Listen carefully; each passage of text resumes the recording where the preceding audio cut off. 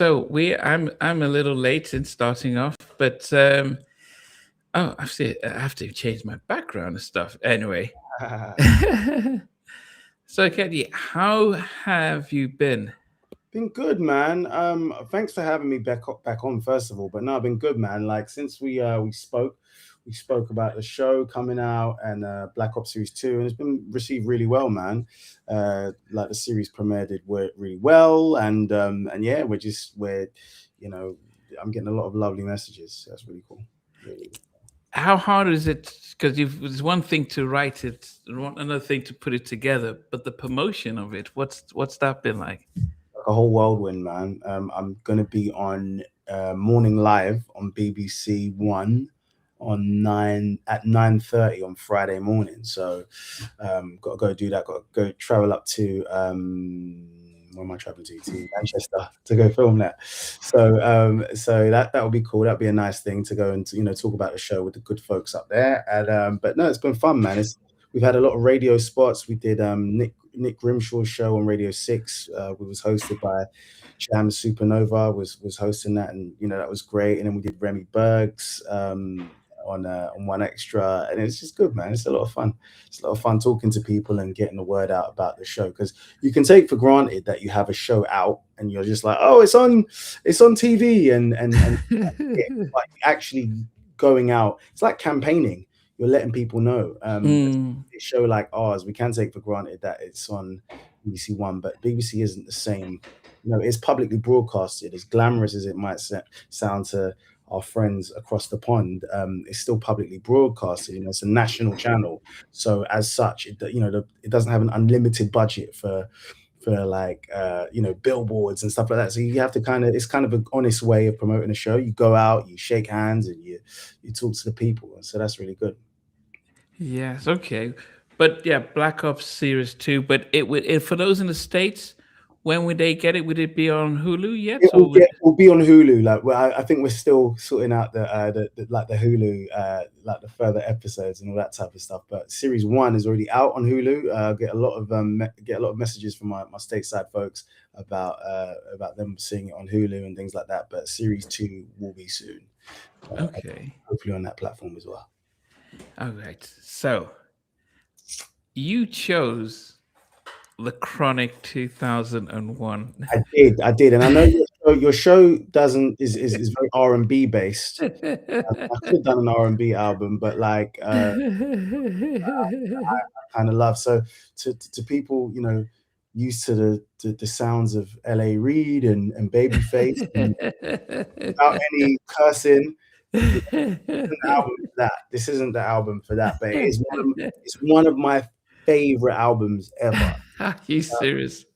Yeah, it's one of my favorite albums ever. I think it's the best produced hip hop album ever. I think it's the best engineered hip hop album ever.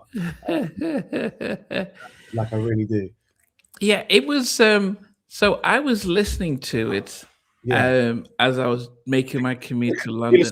Clean version. I don't know if there is a clean version, but I was listening to it and I was thinking, wow, it was difficult because it was quite a lot of.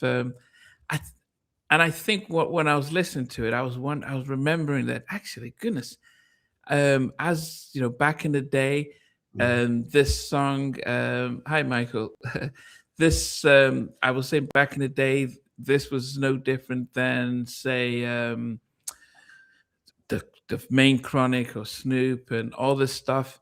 But I think there was a part of me that was listening to the lyrics of whether it was Snoop, whether it was Hitman, and it felt that they were, and I remember that actually West Coast gangster rap, it felt like they did as much as they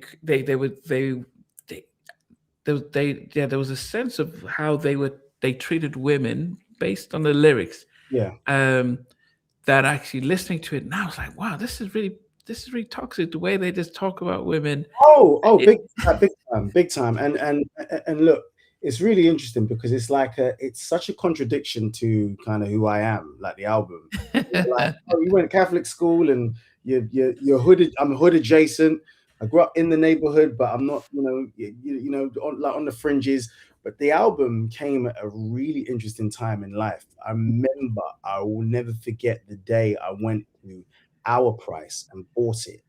Um, Our prices at a record store, like yeah, Virgin. Okay. exactly. It was like the baby version of Virgin Megastores or Tower Records as you'd have in the States, but it was like they were like like a small record store. And I remember going because this album dropped November 16th, 1999. So I had like You remember the no, data. I remember it really well because I had some birthday. My birthday is November 1st. My birthday is November 1st, so I had some like birthday money saved up or whatever, and I'd basically been tracking the album. This was like not burgeoning internet, like the internet had been popping, there'd been fan forums and all that type of stuff. But I remember tracking the album in real time. It's so interesting because Dre and Snoop had only really started doing records together that year again. Like Mm. Snoop had dropped an album earlier that year called No Limit Top Dog. It Oh, was a yeah, I like second. that album. It's a great album. It's a Mm. great album. It's one of my favorite Snoop albums. It's a brilliant album. But they actually had their official like on record reunion with that album.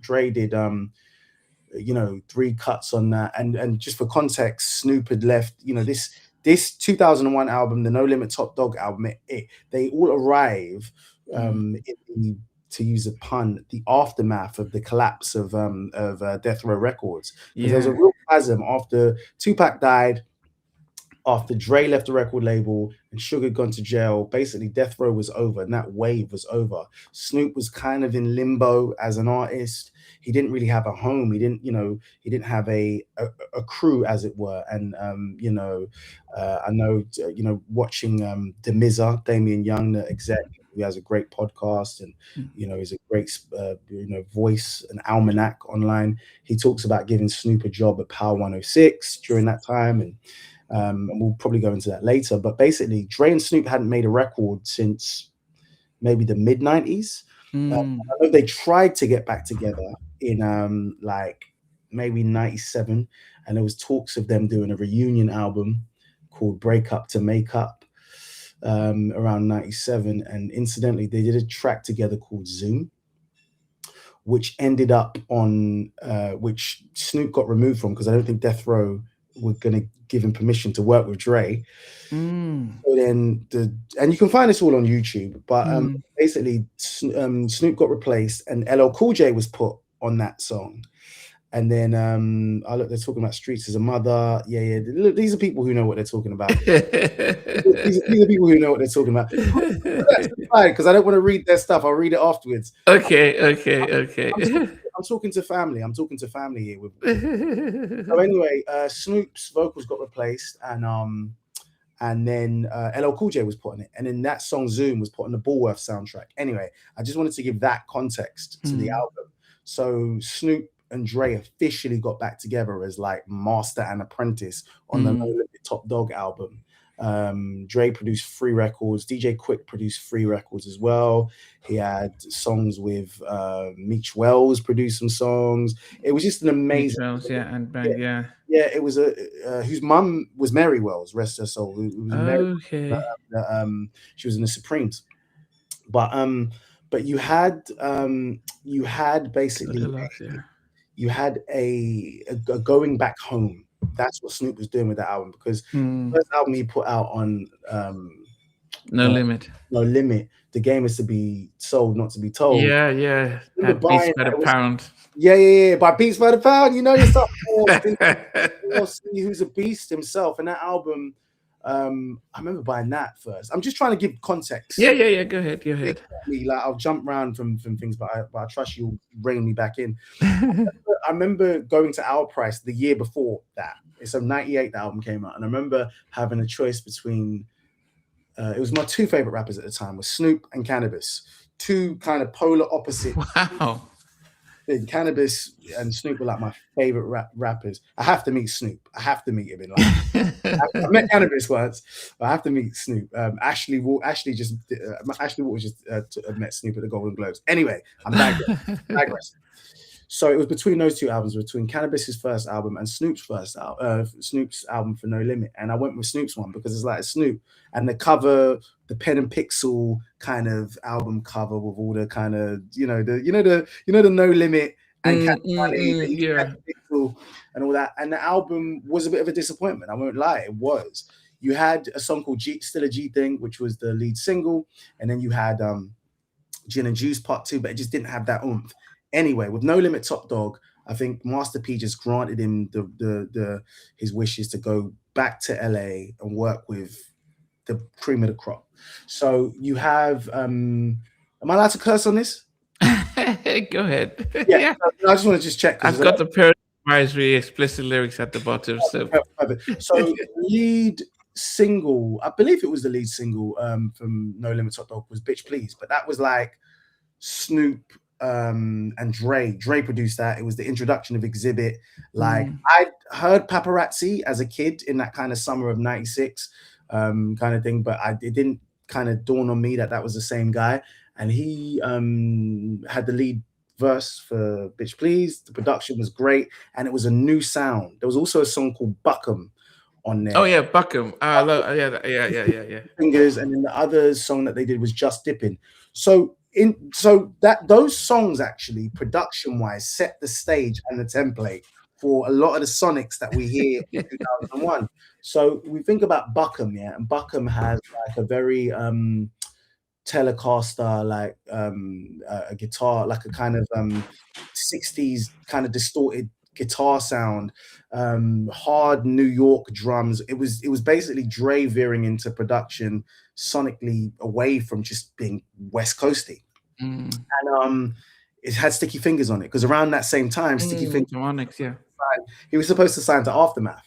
So I have a belief that might have been a Sticky Fingers song. Anyway, and it had the album had a Dolomite intro, so it had all the thematics that you'd expect from a Snoop album.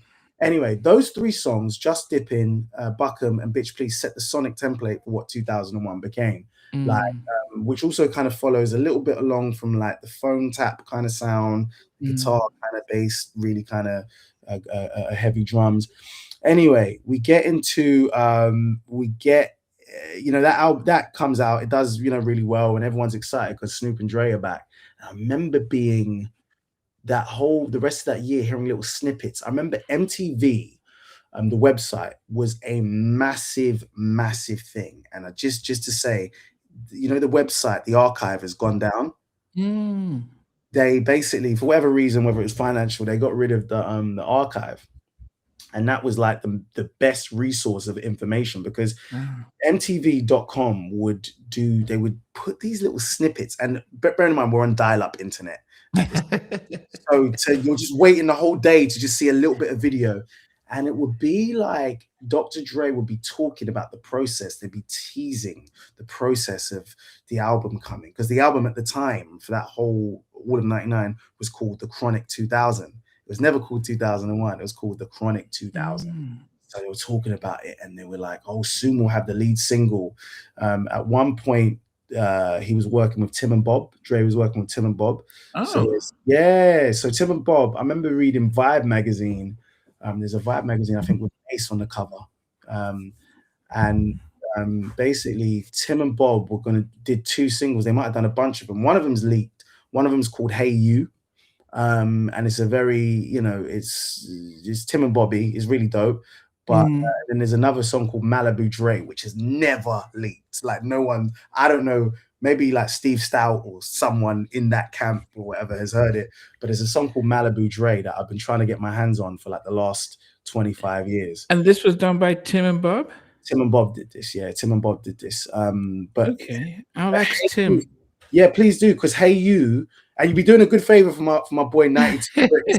My boy 92 Bricks have been trying to find this Malibu Dre song. Shout out to 92 Bricks. He's got like one of the biggest hip hop pages on Instagram. But, is it called Malibu what? Malibu Dre. So there's a song called Hey You, which is available, where you could just find it on YouTube. I think that leaked during COVID, like at the top of 2020. I think people were so bored that things just started leaking. Someone even leaked a beat tape a demo beat tape of some of the beats from 2001. Anyway, so that whole summer, the album was called Chronic 2001, and then I think like Death Row, bless them, were like, oh, let's spoil the fun, because they'd already spoiled the fun on Snoop's No Limit Top Dog by releasing Snoop. Let me correct it. Snoop's lead single, I think, from Top Dog was Cinderfella. Yeah, Cinderfella, which is like a Dana Dane cover of a Dana Dane record. Because you know Snoop on every album, he used to do covers from Ladi Dadi to Vapors. He did Love's Gonna Get You on The Game's Not to Be Sold. You know. Oh no, I do know Ball. I do know Ball. I do know Ball. Big up. That's love. That's love. That's love. That's love. That's love. That's love. That's the biggest compliment. That's the biggest compliment. That's love. That's love. Big up to you. Well done, Michael. No, that's love. That's love. That's love. No, so boom. Yeah. So with Reggie, bless him, Reggie Wright was running Death Row, and they had an artist called YGD, the Top Dog, who was from Compton, and he basically released his own version of Snoop's record, where they sounded the same. And this incidentally ended up on an album called Chronic 2000, Still Smoking.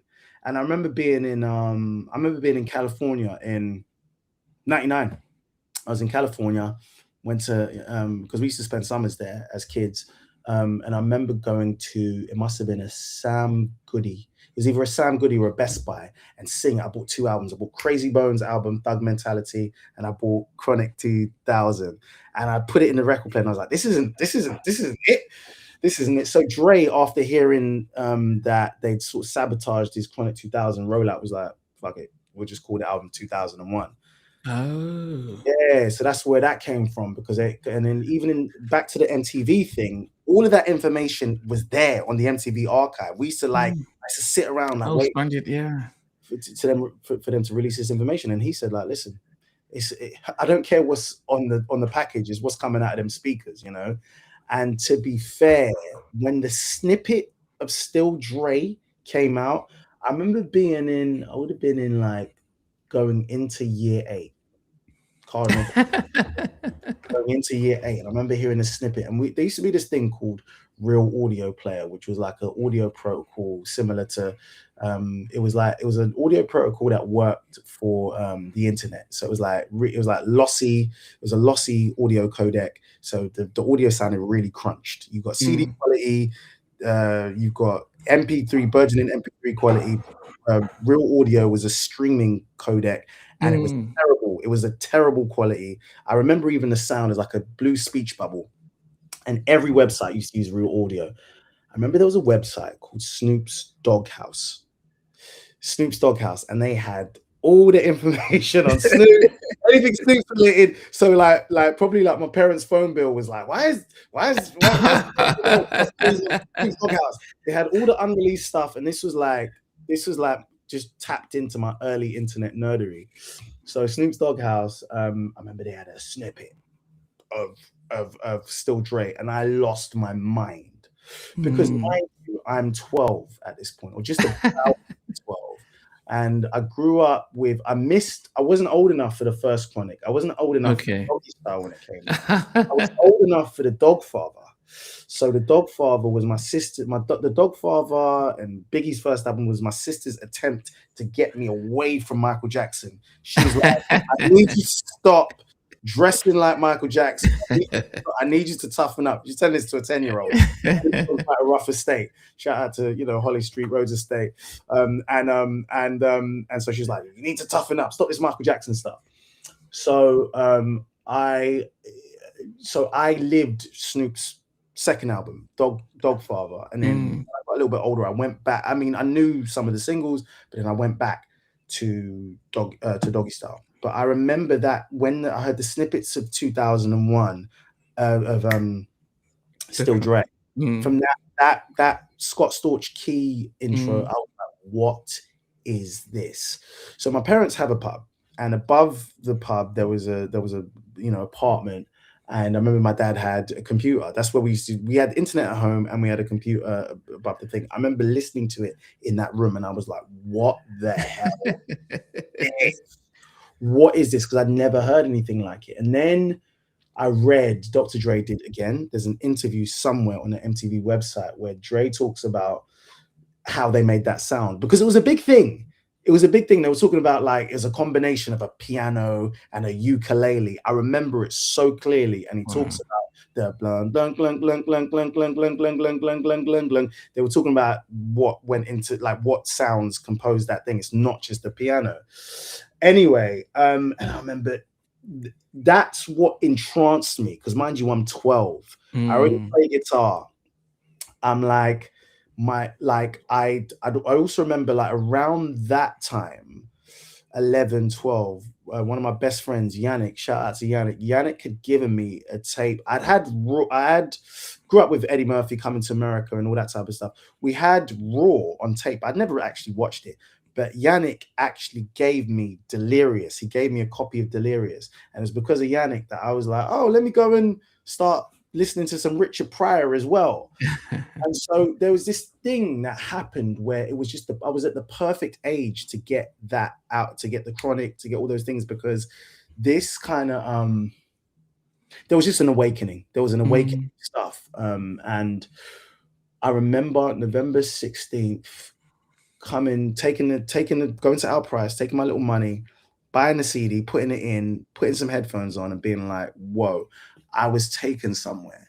I was taken somewhere I'd never been before. It was the cleanest hip hop album I'd ever heard. It was the best Sonic movie.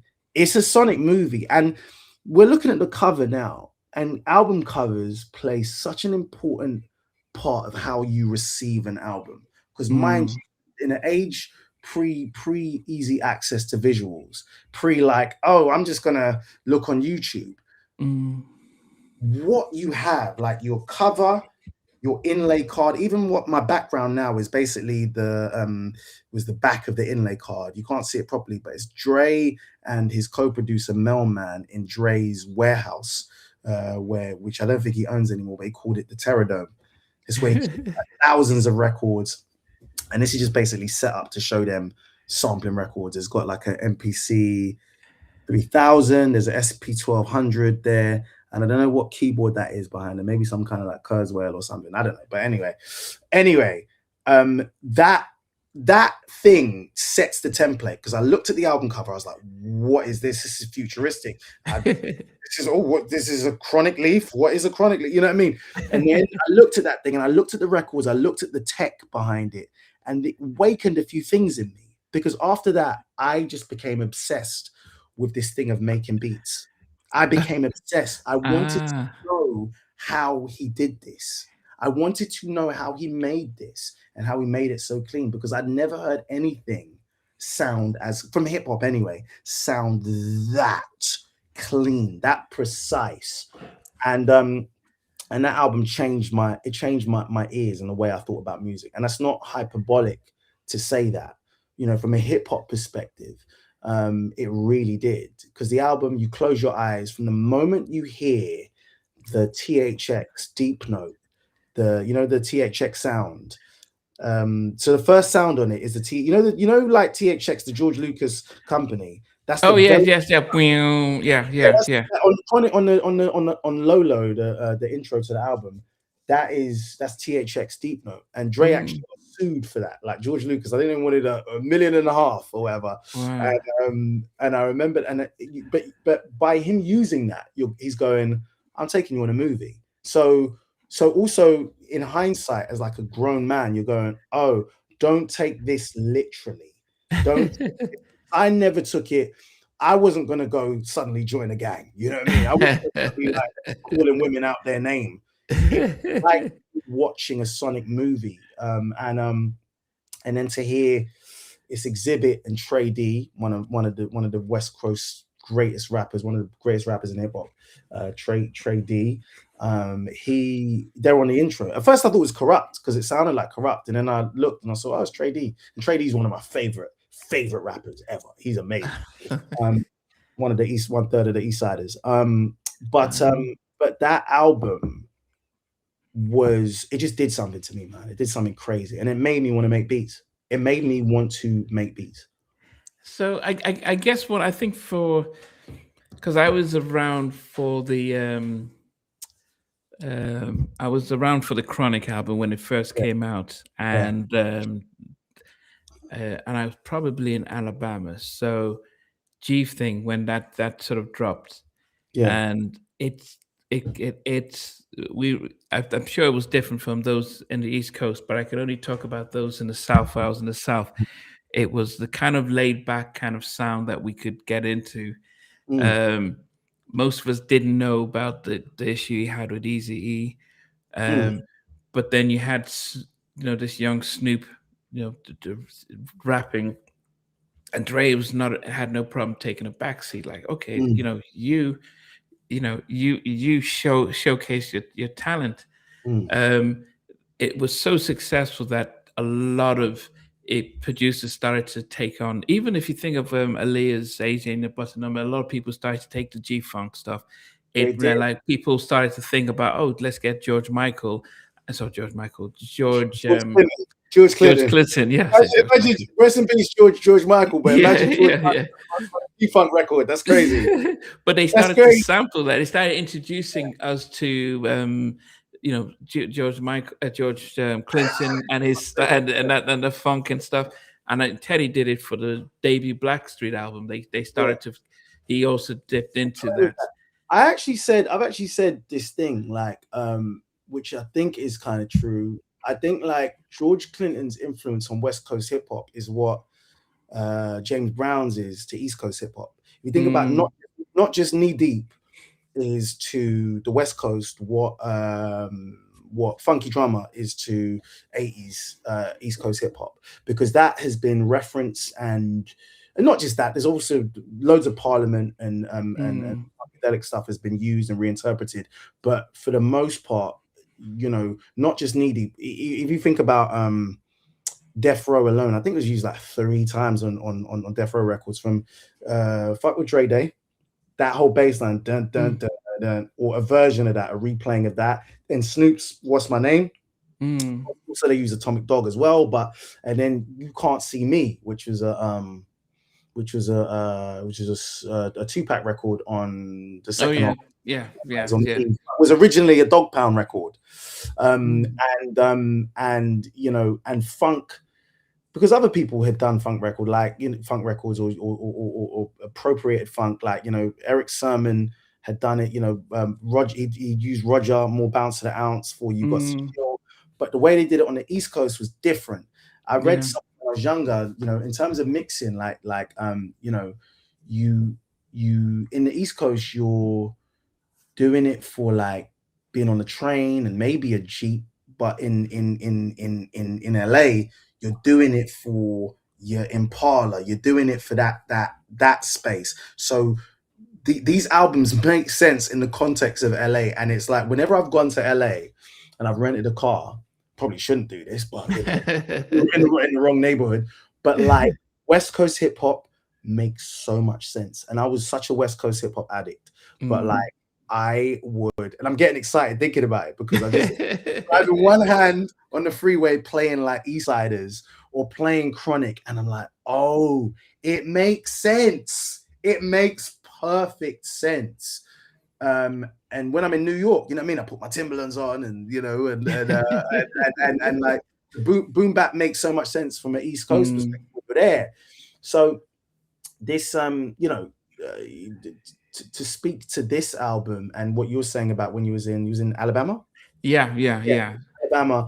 What Dre did with the first Chronic was a paradigm shift. Now, I wasn't around. Mm, I as a student of the game, I mm, I read and I talk to like my elders about how much of a game shift it was. But just marking Dre's sonic development. If you think about what he was doing, mid '80s, World Class Wrecking Crew, playing like mm, electric kind of stuff, and then Straight Outta Compton, very very East Coast referencing, very break. mm, Think about the title track, Straight Outta Compton. It's like they sample what they sampling. They sampling the Amen Break. You know what I mean? They're sampling that. It sounds like a Bomb Squad record. It's very mm, frenetic. It's very loud. It doesn't have any of the hallmarks that we'd later associate with like West Coast hip hop, whether it's the Moog or anything like that, any of those synth wines. And then it's only by the second NWA album, a little bit from the EP, shout out to this guy, man. Thank you, Michael. We'll rap. You're gonna confuse me, man. I don't want to in your comments. These are scholars. I know you got scholars on your thing, man. But but no, so with the 100 Miles and Running album, Dre kind of bridged the gap. He was bridging the gap between what he would do with the N Words for Life album. I don't want to say it on thing because I hate using that word out loud. But he bridged the gap, and by that second NWA album, when Ice Cube had gone, you're starting to see a lot of the hallmarks which will become the Chronic. Now you can credit Hutch, Cold 187 from Above the Law, and Lay Law as well, for because they had their album. They were on Ruthless, and they were great producers. They're from Pomona. Hutch was, and they had what was their album? They had Black Mafia Life and Living Like Hustlers, I think. And they had those albums, and they had elements of G-Funk, because the origins of G-Funk are debated, you know what I mean? But what Dre did with that second NWA album was like, he really got you into, okay, like this is what it could be like. When you listen to Always Into Something, that sounds like it could very easily be on the Chronic. It's got like guitar, it's got staccato guitar, it's got synth whines, it's got incredible bass lines. And just to speak to back to this Chronic 2001 and all of what Dre does, he doesn't sample, he reimagines, he rearranges, he interpolates to use that technical term, but he reimagines stuff. So what you're getting by him using live musicians, which he's done from like the him and Yella did that on the first NWA album, is you're getting this amazing sonic separation. Your drums are here, you can place your drums there, you can place your piano here, so you get the fullness versus like, oh, I'm just going to take a stab here, I'm going to take a stab there. By the time he gets to the first Chronic, he's done that fully, because you listen to Nothing But a G Thing, and like I have that Leon Haywood record, and as similar as they sound, that string, that identifying string line, that's played on strings with Leon Haywood. With Dre, it's just a line on the synth, but he's reimagined the thing like enough, and it brought the best kind of session musicians, from Colin Wolfe, bass player who played on Deep Cover and all these the whole album, and you're getting this sonic separation. So I'm just trying to set the stage to just say, like, first Chronic for a lot of people was like amazing. For me, I didn't live it. I can't really speak to it in that way. My preference will always be Chronic 2001. It changed my ears. It changed my ears. Yeah, I think there was I think by 2001 we'd moved musically, things had changed by the time we got into the 2000s. Even R&B wasn't on its top game, and we had we had a lot of the Backstreet Boys, Justin Timberlake, so Timberland, so things were moving, and hip hop was pretty much at its starting to peak at its powers, with DMX and Jay-Z and everything like that. I think the East Coast sort of got their act together, because in the early 90s, they were still happy being an underground group, just doing their little records, going gold, and that was cool for them. And well, the West Coast were just doing quadruple platinum. They were platinum. It was like, and I think, look, Tupac kind of used that a lot, that sales as a marker of success, or like or of dominance, of cultural dominance, because he was dropping with All Eyes on Me, that came out and kind of outsold Snoop's first one. Snoop's first one did like 4 million at the gate. Best debut ever until Get Rich or Die Trying. And then, Tupac's All Eyes on Me went 5 times. That was a double CD too. Double album, exactly. Yeah, exactly. Double album, yeah. So, Tupac, I suppose, used that, to bolster his argument that, we're winning out here, like, Biggie, East Coast, you can't do anything. So you're very right about that. Going gold from an East Coast artist perspective was dope. That was amazing. That was almost the as far as you could go without being called a sellout. And it's really interesting that that culture of remaining underground, because it is actually a thing that I suppose, look, we do, like I suppose it might limit people in terms of what they of their ambition, because selling out was such a bad thing. Late 80s, early 90s. Oh, a Henny Savant, my guy. What do you mean? A Henny Savant. That's a Henny Savant's one of the most talented guys on the roads. He's a G. A Henny Savant, you know. Sorry. So I'm just finding out. That's one of the good guys, man. A Henny Savant, great producer, great MC. Like he's the guy. Sorry, can you get rid of this bar? I don't want to see the. we've got to give it a shout out. But I think, as I said, when I moved to the States in '93, and the East Coast stuff was I couldn't connect to it because it was very much, here's our little community. We're going to talk about our community and stuff. Yeah. And then when first the Chronic came out, Mhm. it was Hollywood. It was telling a story and painting the stories. It was beef on a different scale, but it was very much dramatic. You know, and it was a different type of storytelling Yeah. that became a lot more pop culture. So whether it's gin and juice, Yeah. all of that stuff, people who aren't natural hip hop lovers Yeah. could listen to and not even understand what they're talking about, but it sounded fun. You know, I think a lot of East Coast was, you know, the DJs and scratches and their beats were stuff where I can't really connect unless you're from the East Coast. So it was a big divide. do you know one of the things that and this just goes back to the point, the thread that I was on, which is about like limiting yourself, being seen as a sellout and all that type of stuff. Hammer sold 10 million. We used to have that "Please Don't Hurt 'Em" Hammer on tape. So ubiquitous. But the reason why the Hammer thing connected in the way it did was melody.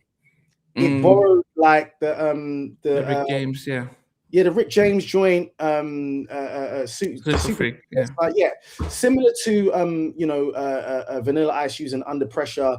It had an identifying line, and that's what gives pop culture sensibility. East Coast hip hop was particularly at the turn of that decade was anchored in obscure loops, jazz loops sometimes, without any melodic identifying line that like grandma, grandpa, or soccer mom can be like, oh, na na na na na na na na, or whatever. And I'm not decrying, not decrying. I'm not sort of denouncing East Coast, because I'm an East Coast kid as well.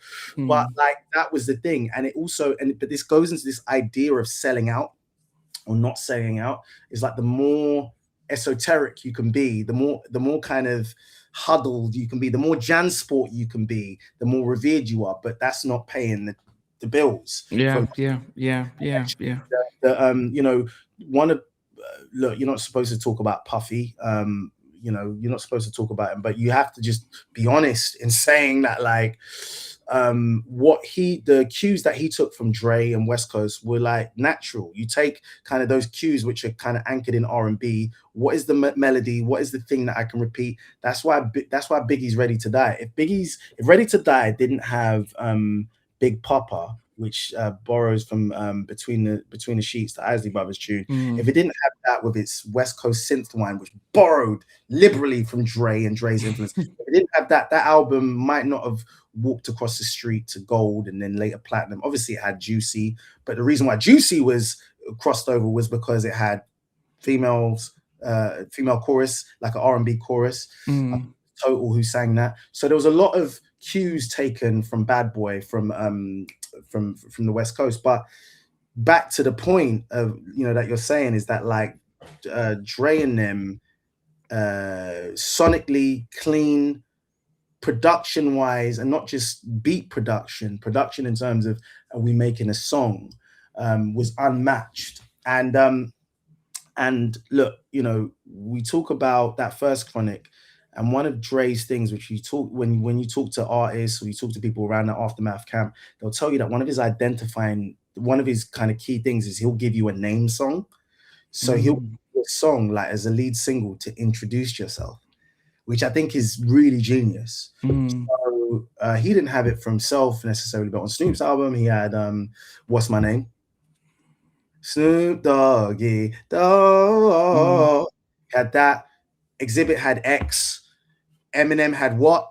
Hi, my name is mm, Dre. We talk about producers, and like I think there needs to be, particularly in hip hop, a distinction made between beat makers and actual producers. Because in other genres, there'll be a vocal arranger, there'll mm, be a vocal producer, there'll be an arranger, uh, mm, and there'll be like session musicians and instrumentalists. Like Quincy Jones didn't play keys on Thriller. You know what I mean? mm. Shout out to Filling Gaines and the rest of the crew.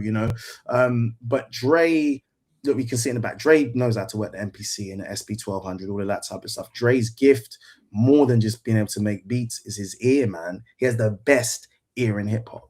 Well, that's why Steve Stott tried to, claim that he produced these tracks, but he brings I in mean, Scott sounds. Storch. You mean Scott Storch? Yeah, Yes. Scott Scott, yeah. But Dre is like, well, yes, you can bring elements to it, but there's a full package. How you'd rap over the beat, what are the drums coming in? So yeah, you could Yeah. say, yeah, Dre, look at this, the sound, Yeah. and it's like, great, that's great, but I need to add in some of this, some of the horns, and it.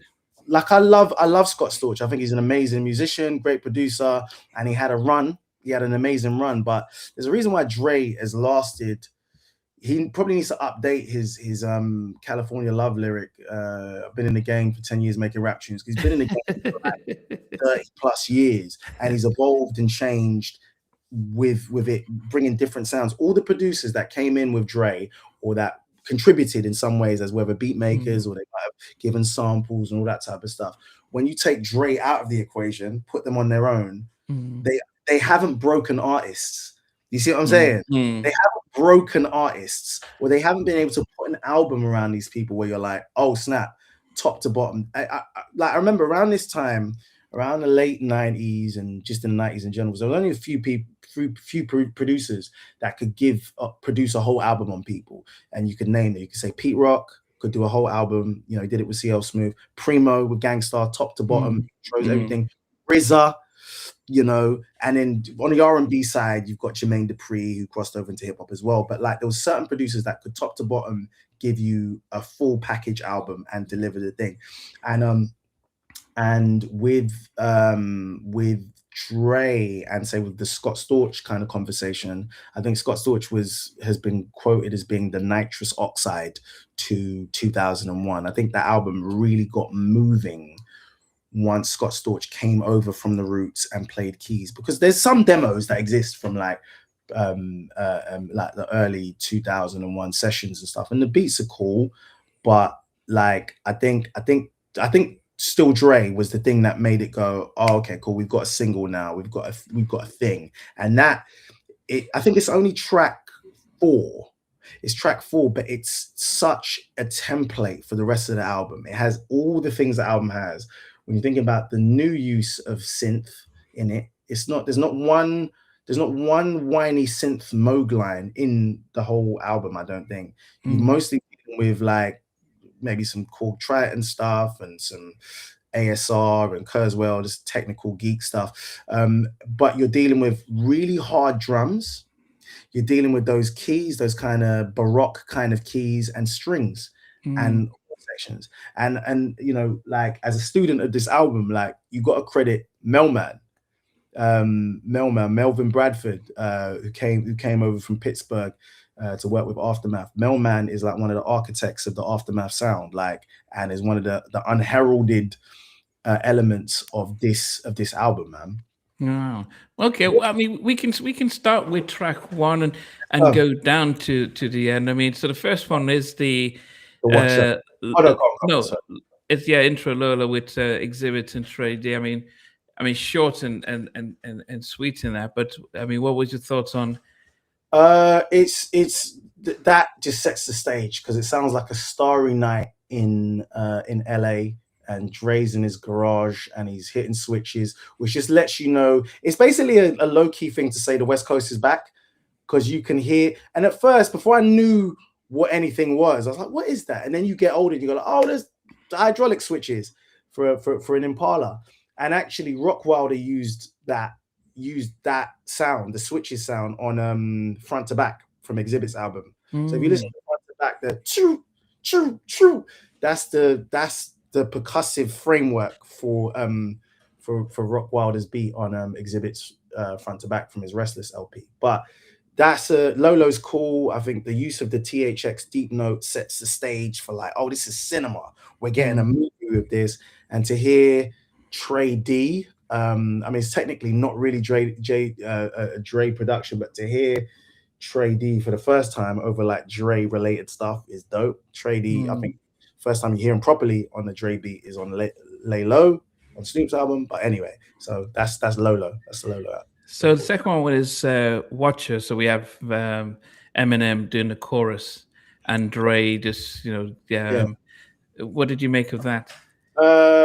As I've gotten older, I've realized that Eminem wrote this because you could just hear it. You could hear it. And you could hear him. He's the one doing the watch. That's M's voice doing that. But you could just hear the flow patterns.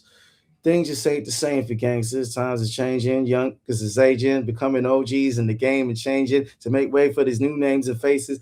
It's basically a state of the union of him saying like, "Yo, I'm back, and this is what's happened." It's him because look, Dre being both master of ceremonies and maestro, Mm, a producer who controls the maestro, as he says on G Thing. He's able to take a standpoint of like the wizened OG in this thing, and just say like, this is how the game's changed since I came in, and mm. what's happening, and this and that. And the song itself is great, and it's a great way to start the album. You basically getting a template for what the production is going to be. Brass section, like rolling bass. I think that's Mike Elizondo playing bass on that. I know you got Sean Cruz on guitar, Kamara Camben on there as well, and it's just like dope drums, dope beat, dope rhymes. What more could you want? And then we get to FU Yes, we call it that. featuring Devin the Dude and Snoop Dogg. Yeah, so I'd never heard of Devin the Dude before this. And I remember hearing a snippet of it on somewhere. It was like some website that was selling the album, and you just got a little Mm, 10-second snippet. I was like, what is this? Because the way the guitar is being manipulated, and there's some claps that go with the snare. And it's a very sexually provocative tune for my young ears, but I love. And like Snoop hadn't flowed like that on a record for years. He sounded mm, between Dre and DJ Quick, and to some degree Pharrell, they're the best at getting a vocal performance out of Snoop. But mm, Dre knows how to produce Snoop. He knows how to mm. mic him, he knows how to EQ him, and he knows how to push him, and he knows how to get him to write. And I know DOC was in those sessions as well, so they can push him. But Devin the Dude I'd never heard of from before. But Devin the Dude was part of a crew called Odd Squad, and I'd gone on to like, cop his albums after that. Devin the Dude is incredible voice, and that's one Mm, thing that Dre is like really incredible at finding voices to go into. mm, Devin the Dude, Southerner, he just got this incredible drawl. And one thing that the South unfairly got criticized by the East about is that their lack of lyrical ability and all this type of stuff, which is a misnomer, because Devin the Dude can rap with the best of them and be funny and be interesting. So it's good to hear them on this record together. And Snoop just comes in at the end and just tears it up, man. we had the lead single, which was still Dre. Yeah, Um, I mean, it's folklore that Jay Z wrote the lyrics for yeah, Dre. yeah, Um, but we get the keys, the famous yeah. Scott Storch keys, just playing almost like keys with a harp, kind of just that stuff. And I think it's Hype Williams' video, but I can't. It isn't. You're correct. It's a Hype Williams video, but it's not a typical Hype Williams video. It's not. Yeah, but he was doing a letterbox, but he now was doing a letterbox, and it had like a funny thing with the letterbox. There's a lot of green in it, and they're driving down Crenshaw. They're in a blue Impala. There's a beach thing. Eminem features for a little bit, and weirdly enough, in the video, because I'd heard so much about this Hitman guy. I was trying to find him. I was like, "Who's Hitman? Who's Hitman?" Now, as I'm older, I'm like, "Oh, there he is." But like, I was like, "Who's this Hitman guy? Who is he?" And it's Snoop and Dre with DOC in the back riding around, and you're like, it feels like a continuation of the G Thing video in a lot of ways. Like those guys in the Impala just driving around, and it's just, I remember. Was there a making of for that video? There might have been a making of for that. I know there was for Forgot About Dre, but that is a great lead single, incredible lead single. And it's, as an example, it's one of those kind of club classics. Like it's one of those club classics that just like the average white person will put on. That's how you that's your barometer that it's kind of hit kind of folkloric or was that like mainstream levels. Like, oh, let's just put on Still Dre. But also, it was good to be able to see Snoop and Dre reuniting after all these years. We get into Big Egos featuring Hitman. Yeah. What did you think? Loved it. It's a great kind of album track.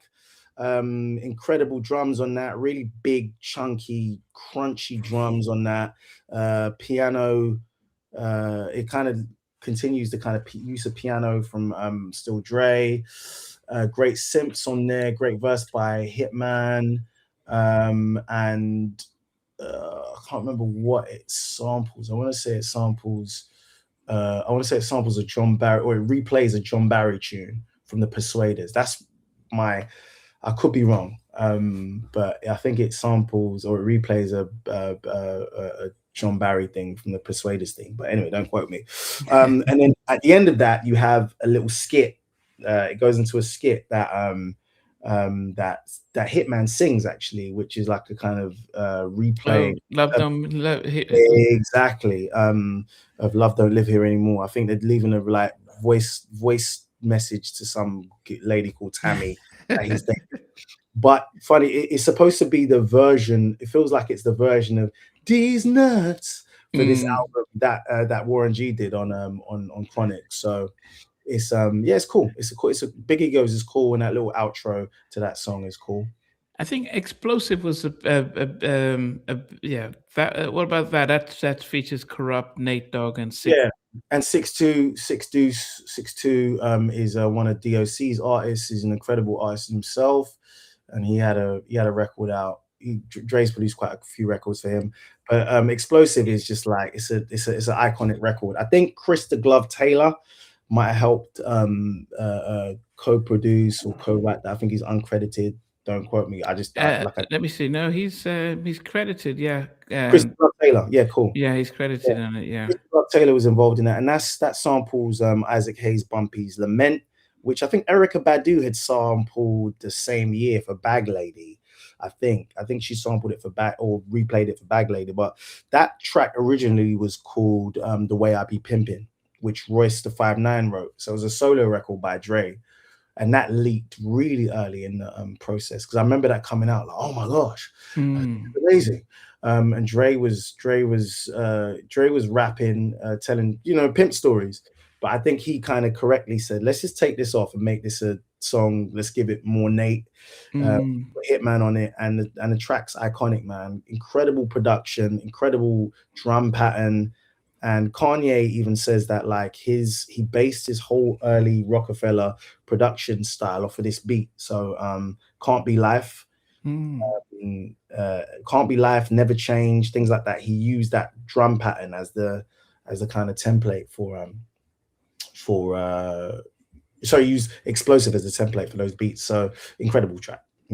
And Nate has a great moment where he references Ain't No Fun If the Homies Can't Have None. It's just great. It's a great tune. And Corrupt Krup's verse, by the way, I remember we had this builder called Jim at my mum, who was doing some work at my mum's house. I remember he came in while I was playing it. And Jim's, older Irish guy, and he was just telling me off, like, he was listening to Krup's verse, and he was like, bitch, bitch, bitch, bitch, bitch. What's this all this about? Is that what you're gonna grow up to be? I remember he told me off for that. And I was like, no, you don't understand, Jim. This music's amazing.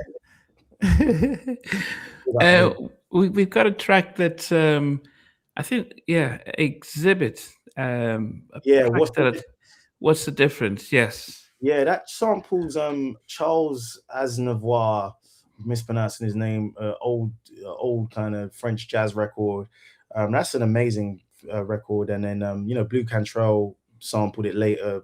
Yeah, but this is an example of why this album is great. Dre's not strictly speaking sampling. He's not taking that thing and putting it in the MPC. If you listen to it, everything is separated. So he's replayed everything. There's a horn, there's a trombone or whatever going out of one ear that's playing the main line, and everything is replayed from the open hi-hats, from the ride hi-hats, to give that kind of big orchestral feel, because it feels like a messy orchestra. That's what it feels like. And this is a crazy record. Dre talks about, his old. I've never worked out if he's actually talking about Ruthless, or he's talking about Death Row in this, because he's telling the story about back when Q was rolling with Lorenzo in the Benzo. But he says a line, speaking on reunions, move units, then talk shit, and we can do this. So I don't know whether he's talking about. I can't work out whether he's talking about the Ruthless guys, or if he's talking about. I would doubt. I think because they had made peace by that time. I think a lot of this was after he had to leave Death Row with left everything, left 100 million on the table, and just walked away. It could have been in reference to. It could have been in reference to the Death Row, because they were. By 2001, they weren't really doing anything. No, but on that Chronic 2000 album, there was basically that album and Too Gangsta for Radio were mostly about Dre and Snoop. They're mostly basically records aimed at Dre and Snoop. But what's the difference? The original version was had Hitman on it, who had an incredible verse. So you can find that on YouTube. The original version, Hitman's verse is incredible. His verse is crazy. But I think maybe Jimmy Iovine or someone thought like, oh snap, there's too much Hitman on this. Hitman's verse was crazy. And then Eminem comes in with the kind of anchor verse, and a typical Eminem verse around that time, talking about Kim and yeah. I thought that not track 8 was bar 1 with Eddie Griffin. One. Yeah, with Eddie, which samples, I think, samples Cannibal Adderley, Pounding, and it's just, and that goes into, it's just basically them at a bar, because there was a bar in LA called Bar 1. I don't know if it's still there, and then it leads into one of my favorite beats on this album, Lightspeed featuring Hitman. I love this beat so much. I think Dre's verse is dope. I think Hitman's verse is dope, and the beat is just right to it, man. The kick in this beat. If you want to test a sound system or something, or you want to test your car sound system, this beat's crazy. One of my favorite beats on the album. I've heard Eminem talk about Forgot About Dre, and how he the sense where people had especially after he did the Firm and Been There Done That, it felt like, oh yeah, man, I think it felt almost like he was they could call it washed out. And I think signing Eminem before he did this album, almost like, oh, Dre's back. It kind of saved him. Because the Firm album, the Aftermath album, if you think about it, Dre didn't he had his hand over that album, but the album didn't, apart from Been There Done That, it didn't have like massive singles and all that. type of stuff. He kind of takes it out of his canon of like solo albums or whatever. But the Firm album, I think that needs reappraisal. That album is actually pretty dope. I think the album's pretty dope, and it's not like the album's bad.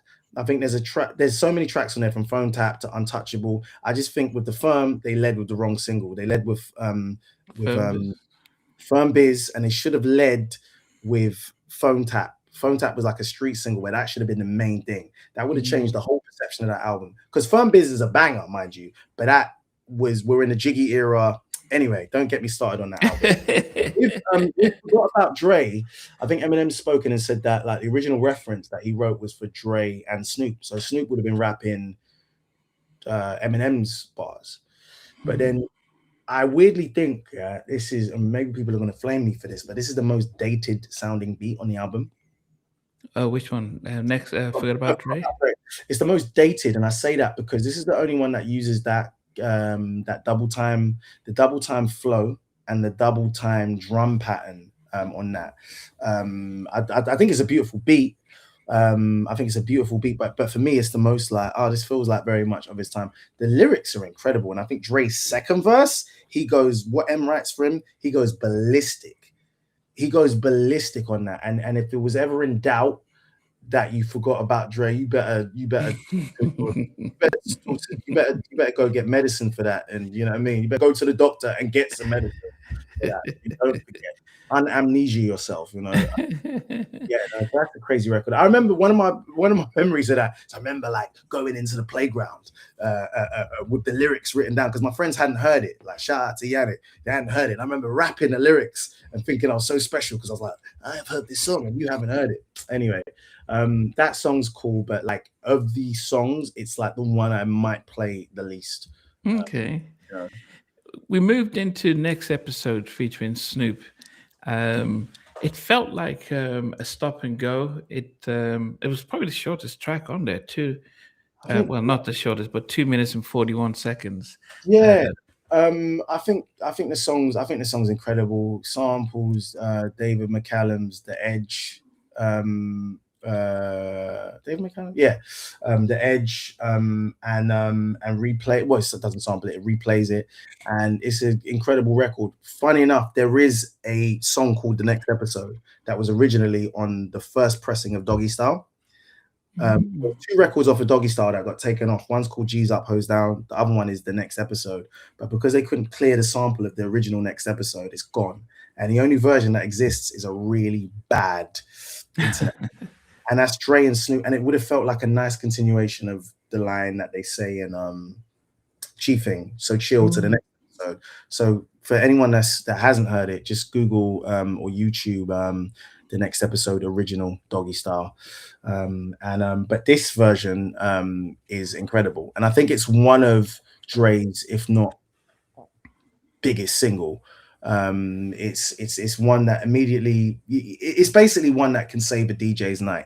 You know, on that, I'll have a little bit of a breather because let me find my next record. You can put this, you can actually let it run until Nate says smoke weed every day, which is actually such a ridiculous headline when you add it. Like if it was like one of those like 60s, you know, when they would do backmasking in the 60s, or they'd be like the subliminal messages. It's like, oh, you're telling everyone to go smoke weed. But no, that album, that song is out of here, man. It's a classic. It's a classic. Great production, from the drums to if you put headphones on and you're listening to all the extra production that's going on, panning, just audio. There's ear candy in there, man. And Dre's like the best in show with that ear candy stuff. Yeah. And I think Snoop really had rediscovered his style and his voice. Style and his flow, and like he's talking some stuff that it was until years later that I understood. So there's a line on there where he's basically saying to one of his young ladies, put some dope on this jet. And it's a very Rakim kind of thing where the sentence runs into the next thing. Put some dope on this jet, out of town, put it down for the father of rap, where the line runs into, and that's like Snoop rapping at like a level that he hadn't rapped at for a Mm, long time, you know. So yeah, there's great lyricism there. And you know, you got Corrupt, you know, dropping in some ad libs and stuff. And shout out to Corrupt, Young Gotti, get better. He had you know, some health issues recently. So mm, and yeah. and yeah, and yeah, you got Corrupt on it, and the video is an event itself. The video is actually an event. You know, I don't know where they film it, but it's the video is you know, is a real event. I don't know maybe that was Philip G. Atwell that directed that, because I know we did a lot of the videos on Mm, Dre in those early days. So it might have been Philip Atwell, who also did Forgot About Dre. okay. The video for that. But great song. Great song. And we moved to Let's Get High featuring Hitman, Corrupt, and Miss Rock. I mean, if you're that way inclined, if you participate, get high, sure. As a 12-year-old, I was listening to it as like, right, this is a raunchy song, and this is funky as well. I think this is one of those that Dre might have gotten into trouble for, because it lifts the bass line for the Fatback Band's backstroking. So that line, dun dun dun dun dun that's, if you listen to Backstroking by the Fatback Band, that's that. But what Dre does and what that crew does is they take the bass line and they reinterpret it and they give it life. And like the fact that a kid like me from Hackney, East London, is aware of the Fatback Band because of that, that's testament to like the power of hip hop to like reinterpret, repurpose, and all that. But I love that song because I think Dre's verse is great, Hitman's is great, Corrupt's is, and Miss Rock, who not heard anything from since. Yeah. Yeah, Miss Rock, but the song's like so dope. It's one of those album cuts that doesn't get nearly as much love, but like drums is crazy, bass line is crazy, and just general production. And it's one of the funkier tunes on there. So if we're talking about G funk, this is like this is the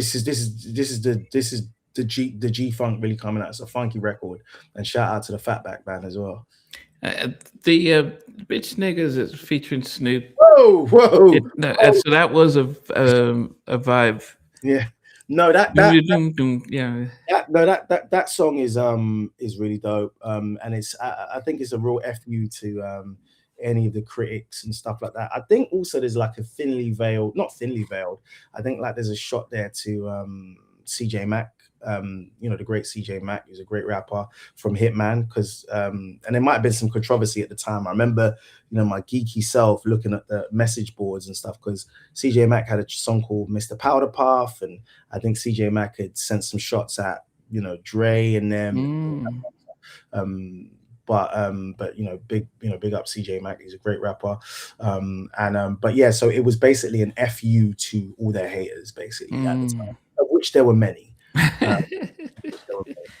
Yeah. Yeah, even 6'2", because he was Hitman is 6'2". They did quite a bit on here. They did. Hitman especially. Yeah, he was sort of tipped as the next Snoop. He was tipped as the next breakout star, and this album would have you think that. Just as a side note, the end of the Forgot About Dre video, if you watch it, there's a little clip of Hitman rapping this song called Last Days. And Dre's like, Hitman 2000, like the album was supposed to be coming in 2000. And that song Last Days, look at it on YouTube. It's a banger. It's one of those things, you know, that hurts me. There's so many tunes from Aftermath that have never come out and they still sound fresh. Listen to Last Days. Hitman's rapping his ass off. The beat by Dre is crazy. It's crazy. It's crazy. It's crazy, bro. It's crazy. But yeah, so Hitman is featured heavily on this album. After the car bomb, we had Murder Inc., Hitman, and Miss Rock. Crazy record, man. You've got they're reinterpreting John Carpenter's theme from Halloween, the piano line. Okay. Yeah, I don't. Maybe people had sampled it before or replayed it. Well, they never replayed it like this, and that's the magic of this album. Dre has the wherewithal to be like, yeah, I just want to replay this. Put some drums around it, and the drums on this. You know, some of these drum sounds I can hear throughout the album. Like they're either drums that have been pitched up, pitched down, re-EQ'd or whatever.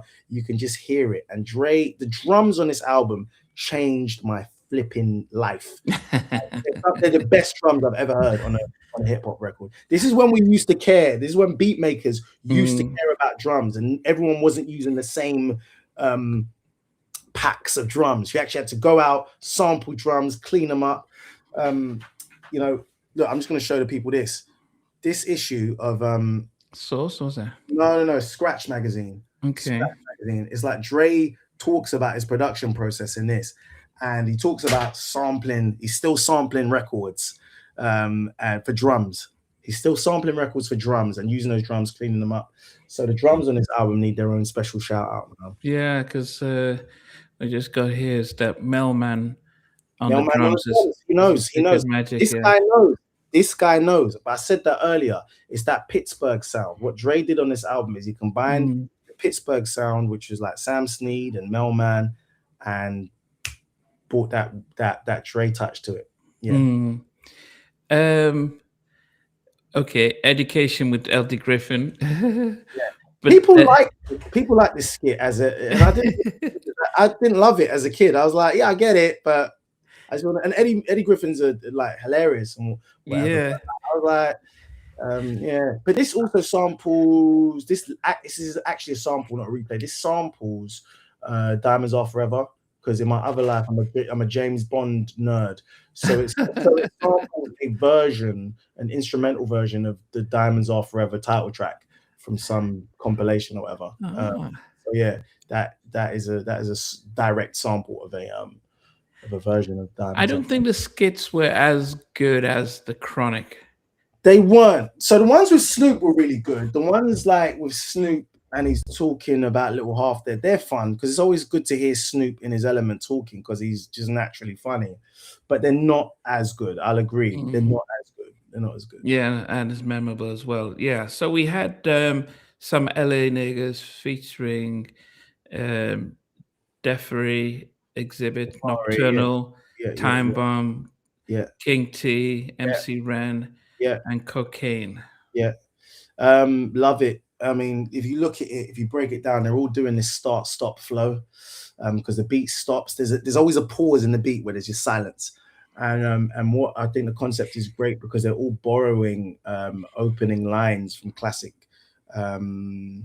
West Coast songs. So like, so in my younger days, I used to sport a rag, which is passing me by the Far Siders. So in my younger days, I used to sport a shag, So and then King T's like, I'm coming straight out of Compton with a loose cannon, smoking big green, call it Bruce Banner. You got that. You got Exhibit. I can't remember who Exhibit's. I'm gonna get flamed for forgetting Exhibit's. Who Exhibit's referencing, but they're all referencing something. You got Ice-T 6 in the Morning reference in there. It's a really great record. It was kind of, and it's MC Ren does the intro. I would have loved an Ice Cube verse on it. You know what I mean? To just kind of be like, all right, cool, we're back. But then they later did Hello and Chin Check. You know what I mean? Yeah. So that's all good. We had Housewives featuring Corrupt and Hitman, which was originally on Corrupt Streets as a Mother album. So there's a version of that on Streets as a Mother. But yeah, there's a version of that, which I think Streets as a Mother came out around the same time as 2001. But no, I think it's a great song. It's a great song. It references Corrupt, references Sugar Hill Gang. Shout out to Corrupt, man. He's one of the greatest rappers of all time. Corrupt was not. What's his name? Daz was absent from this album. Yeah, I wanted to say that was kind of in my notes actually, and I think, look, I'm not going to. I don't want to get into problems with Daz on like. I mean, he doesn't know who I am, but like the Dog Pound are like one of my favorite groups ever. I think they're one of the best rap groups ever. And Dog Foods is a canon hip hop album.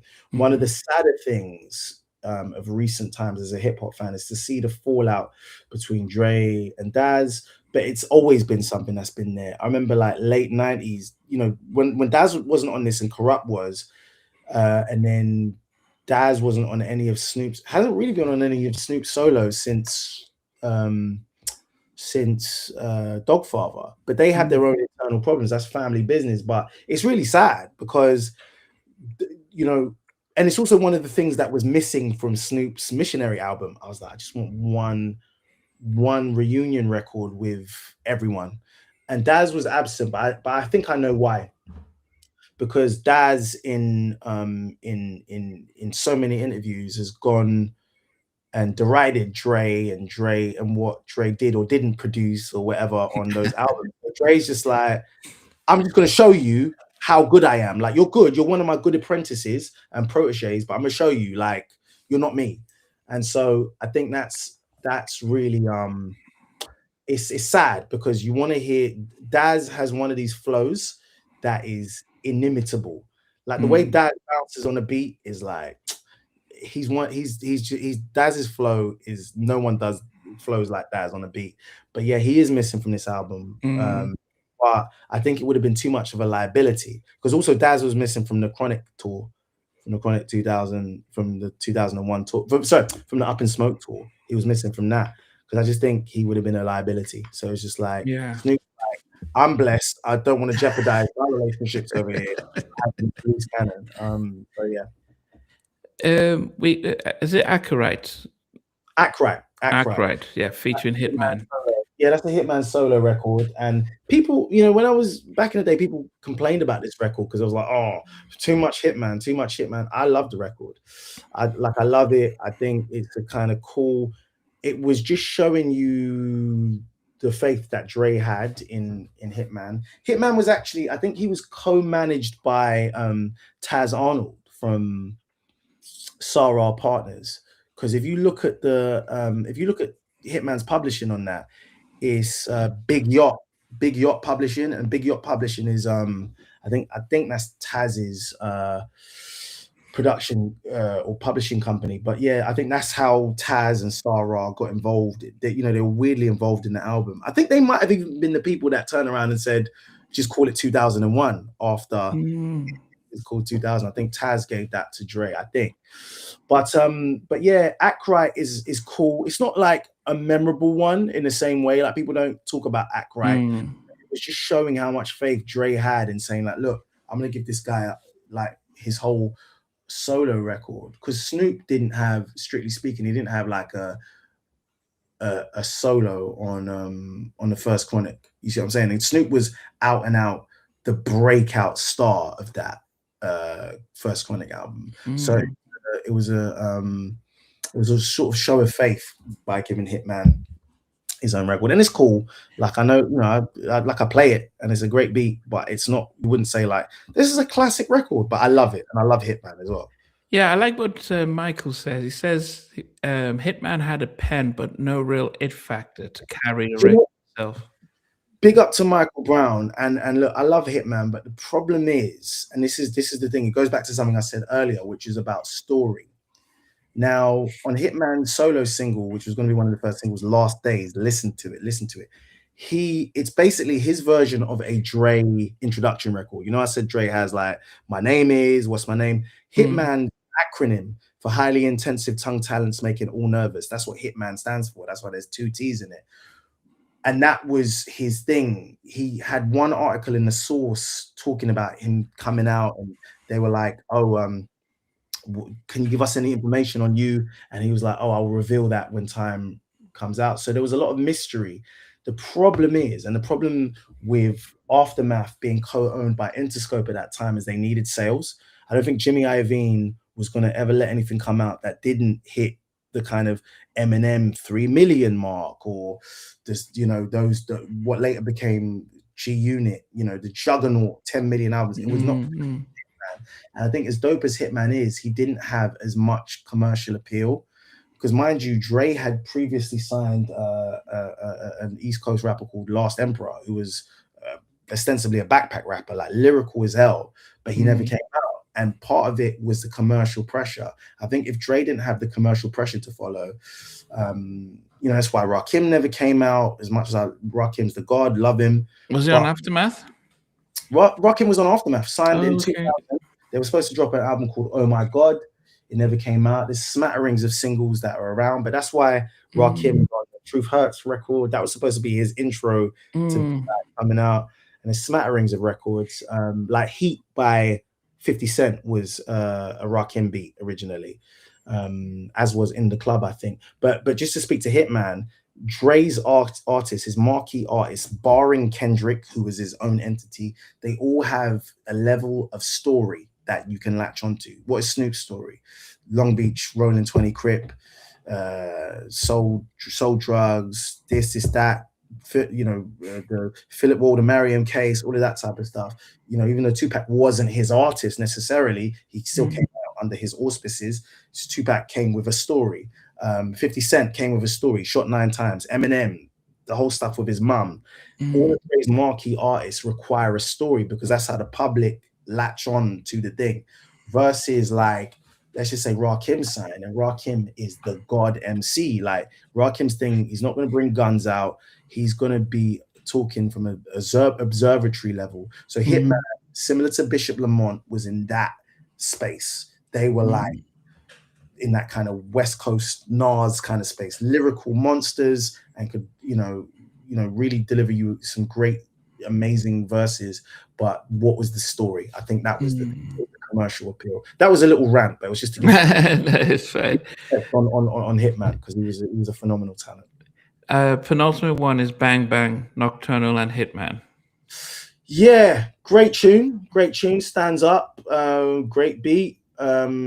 Just basically talking about the violence in LA and talking about people still play hating, but Dre ain't changed. I'm just a lot smarter now because these cats is banging 10 times harder now. By the time they call around, and you can tell like Eminem's pen is on there. That's like the prototypical Eminem 98, 99 Mm, flow. Like, but it also shows why Eminem's like a really great writer for Dre. He can get mm, in Dre's head, and he's a great ghostwriting or co-writing or just writing is just great. mm, Jay-Z did it deftly with Still Dre, where he basically gave Dre's perspective, and the writing that M does for Dre on this album is great. But you can tell that's some Eminem flows, and the record's cool. Hitman is on there as well, as is Nocturnal, and Nocturnal was another kind of aftermath adjacent talent. He was also from Long Beach, and he was sort of going to follow in the kind of Snoop footsteps, but he dropped The Way I Am, he dropped that album, which had The Knock with Missy, that Drake, mm. a couple other songs. But this Bang Bang is cool, and it's a kind of cautionary tale kind of song, but it still bangs. Still Well, bangs, pun intended. it's Nocturnal on the. He had the Chronic. Oh, the Compton album. No, I don't think he was on the Compton album. He had a song called Bad Intentions that Dre did. That he did with Dre for the Wash soundtrack. All I really know is your hoe wants to be with me and she ain't playing and what I'm saying. So they had that tune that was produced by Mahogany for the Wash soundtrack. But and Dre's produced some songs for him, and Scott Storch. I think he had a single called "The Way I Am" with Snoop on it that Scott Storch produced. But he was Aftermath adjacent, but I don't think he was ever signed to Aftermath. Okay. So yeah, so we get into the final track, The Message. The Message, yeah, Um, Dre's brother Tyree, who passed yeah, away, with Mary. with Mary J. Blige and Rel from Well, Aftermath, from Rockefeller. He was a Rockefeller artist. This beat is actually the only beat that isn't produced or made by Dre and Melman. It's Lord Finesse, the great funky technician, Lord hmm.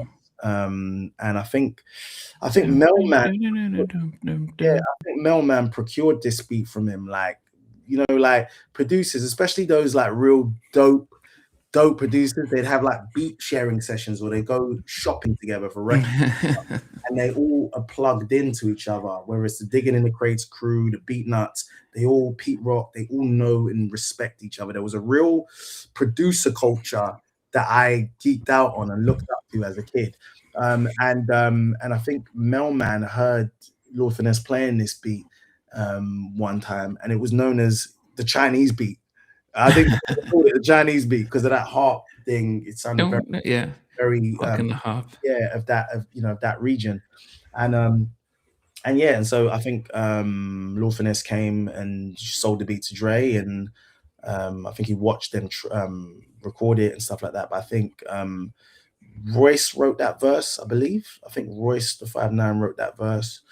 I think Royce apparently would have been on the album a lot more. Royce the 5'9" is another monster, like phenomenal MC, one of my favorites.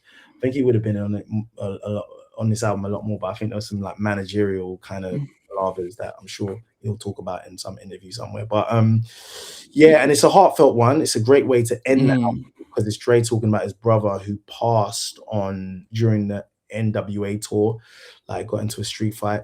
wow. I don't think he'd ever addressed it, and it's kind of like a kind of a tender way to end this album. And then you kind of segue into this Cheech, sorry, this Tommy Chong outro.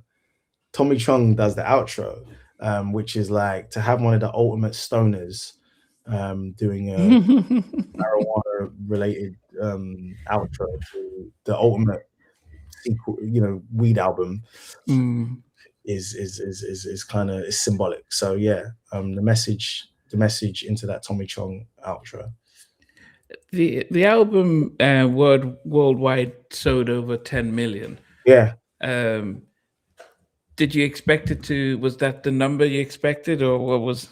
I mean, like I think it eventually sold 10 million. I think out the gate it hit 6, and it wasn't even. It didn't even go to number 1 when it first dropped. I remember it being like, is it going to be number 1? No, it didn't. It was number 2. I can't remember. It might have been. I'm going to say I can't remember who picked it to number 1 at that time, but like it didn't matter because the album was number 1 to me. It was Mm, number 1 to me and made me go like, I want to go make beats. So it crept to 10 million over the intervening years, but I yeah. think it stalled at about 6 million a few years after. I say stalled. That's but no, the Yeah. album's gonna be a juggernaut. Like when you think about it, Eminem that year, 99, had dropped his debut Slim Shady LP, which did crazy numbers. And then you've got him, you're bringing his audience, who might not Mm, necessarily have been Dre's audience, into this this hot, highly anticipated album. He's mm, heavily featured on it. From his pen is featured on it, and he's got some verses on it, and that helped push it. The visuals helped push it. The reunion of Snoop, it was like a perfect storm of things landing because it was almost. I think this might have been it had this album not done what it was supposed to do. It might have been it for a while because hip hop isn't very forgiving. mm, It isn't very forgiving in terms of like, particularly during that 90s period where sales meant everything. Like now, yeah. gets 20,000, like 20,000 sold in the first week, which is like would be laughed at in the 90s. So off the back of the Aftermath Presents LP and then the Firm album and some sort of like not so hot responses, like it could have been it, but like Mm, this album, Dre just assembled the best session musicians in LA, from Mike Elizondo, Kamara Camben, Scott Storch from Philadelphia, Sean mm, Cruz, and obviously people who might be uncredited in the liner notes, but mm, Chris the Glove, and he brought DOC back in there, one of his secret weapons, the great DOC Tracy Curry, to kind of help push him and be that critical person who'll say like, don't do this, do that, almost like an exec producer kind of thing. mm. So the album did what it's supposed to do. So 10 million, I'm not surprised, but the album is thriller levels in my household.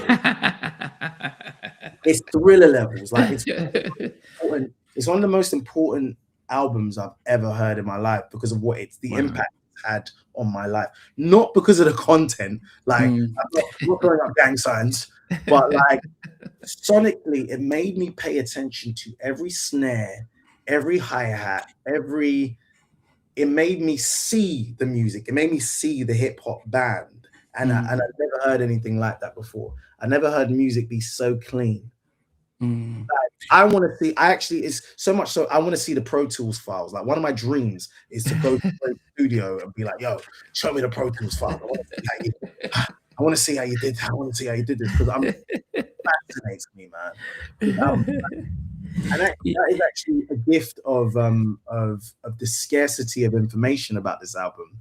The myth builds, and it's a lesson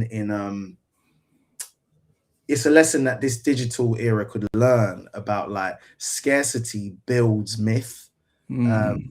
You have to have something to buy into first and want to be excited by, but like this album and the making thereof is so mythical. And I'll say this, people, there's been a lot of discourse online about Dre making beats. Like, has anyone seen Dre use an NPC? Da, da, da, da, da. And basically, the Avengers of hip hop came out in defense of Dre. Like, I seen it with my own eyes. And da, da, da, da, da. Anyone who's ever worked with Dre knows he gets busy. But there's something magic about in an era where everyone's showing you their process and showing you how they got there. There's something magical about an album that there's not one frame of footage to show you them messing it up or coming up with ideas. There's the pictures on the CD, but there's something magic about like, wow, what did you leave on the cutting room floor? Mm. Never know. Yeah, but we know that Dre is very picky when it comes. I mean, everyone knows about Detox, the Oh, album. oh, don't we? Oh, Yeah. don't we know about Detox? Originally supposed to be. I remember back on MTV, he was like, "It's going to be in 5.1 Dolby surround sound." Denzel Washington is going to narrate the album. As early as 2000 and the year 2002, Dre was like, "Yeah, it's going to be in Dolby 5.1. I'm mixing it now. Denzel's going to be narrating it. It's going to be a character called Detox." And I'm Like, sure I'm sure it's complete. I'm sure it's done, but I'm sure he just felt like the moment has passed. And I think yeah, it's important to recognize that actually um, um, that there's a moment, and by the time after this album, we had the rise of New York. So we had the Jay-Z's. We started mm, having Murder Inc. doing their thing. yeah, You know, so it was almost like wow, the landscape was changing, and there was different. The music was going in a different direction, which was speaking differently. There's more like party, let's have fun. So yeah, Nelly. So the way hip hop was going was a very popular type of direction, which didn't. Um, and then Dre's like, "Wow, do I? How the message that we have from the West Coast? Are mm. we? Can we? Is it going to be drowned out if we try and release something like that?" This is what I'll say to that, and this is just as an observation. I'd say Dr. Dre's like his second or third run with Aftermath. It didn't. It less became about the West Coast. If you think about it, Dre became after 2001 dropped. Basically, Dre became Mr. Quarter Million a track. So we think about it after 2001, we got Bilal, we got Fast Lane and Sally from Bilal's album. Dre was coming in and dropping singles, and they were like events. We get Family Affair by Mary J. Blige, Mm. which is a floor filler. We get Dre was still doing blockbuster things, but it wasn't West Coast related. If you think about the 50 Cent album, that's Dre. Dre mixed that, produced like 6 records. Like, so Dre realized that, like, yo, if I pigeonhole myself to California, that's amazing, but like it's the world. I want the world. And like he while he kept his foot in California with, he dropped the Games album, one of the West Coast saviors at the time. But he was branching out. He was Mr. Quarter Million a track. He was releasing you get one Dre track for your album. You're talking about Let Me Blow Your Mind. You're talking about Rich Girl by Gwen Stefani. You're talking about all these records, and like it was more branching into that exec producer thing because the 50 Cent album was such a juggernaut. And then I think you're right in saying that yes, the East came back, the South came and changed the game forever. Like we're still in the Oh, rapture. Cash Money. Yeah, yeah, we had the Yeah, Cash Money yeah, because but post Cash Money, you know, we're in a rapture of that Atlanta thing. The Atlanta's reign has not ceased. They've had a ceaseless run since like the early 2000s. So, but then Dre's smarts are like, well, okay, cool. I'm approaching my 50s. I'm in my 40s, my 50s. I can keep producing. He did Busta Rhymes' album Big Bang, which is one of Busta's best produced albums. And actually he moved into the exec role and the label exec role, and then Beats came along. And I think by the time you're into product and you're making billions, you're kind of going to yourself, and I'm just saying this as an observer, you're kind of going, do I want to sit around making beats and having this sonic acuity and caring about every snare and every hertz, every 50 hertz roll off that I've got to do when kids are listening to it on really bad MP3s? Kids don't even care. Like the way I will buy a pair of headphones, like like really like deep detailed headphones. Like I right in front of me, I have Genelec speakers that I've had since '07. Like I care about this stuff, but there's a generation, my godchildren, bless you, my godchildren don't care about audio fidelity. They just want to hear it. Music is so much more of a commodity now. It's just another thing. So they don't care about the sonics of it. So if you're Dr. Dre and you obsess about everything, why am I going to spend all this time when no one no one's gonna care, and the reward for the effort is diminished? So he makes beats, becomes a billionaire, and he releases when he wants to, but then he But what also happened to Missionary? Because that came out last year Missionary was dope, and I talk about this with my and it friend. disappeared. I mean, it was. Couple things, man. Missionary was an incredible album. I think it was an incredible album. Maybe one or two songs I was like, you could have had a posse cut on there, but it was. I've always said Eminem is the most spoiled of Dr. Dre's proteges, in that Eminem has had Dre his whole career. He's had access to Dre his whole career, and Snoop was his brightest star. He was his brightest natural star, but because of the environment of Death Row and because of all of that, Snoop and Dre never had. If you think about it, they had one album together. They had one album together, and maybe you could say, Murder Was the Case. Dre was involved in that, and the Dogfood album, which he mixed. But like, he was absent on Dogfather, and Snoop suffered as a result of that. DJ did his thing, but Snoop needed Dre. Dre's the only one, barring DJ Quick and Pharrell later on, who know how to produce Snoop vocally. So with Missionary, he locked Snoop in.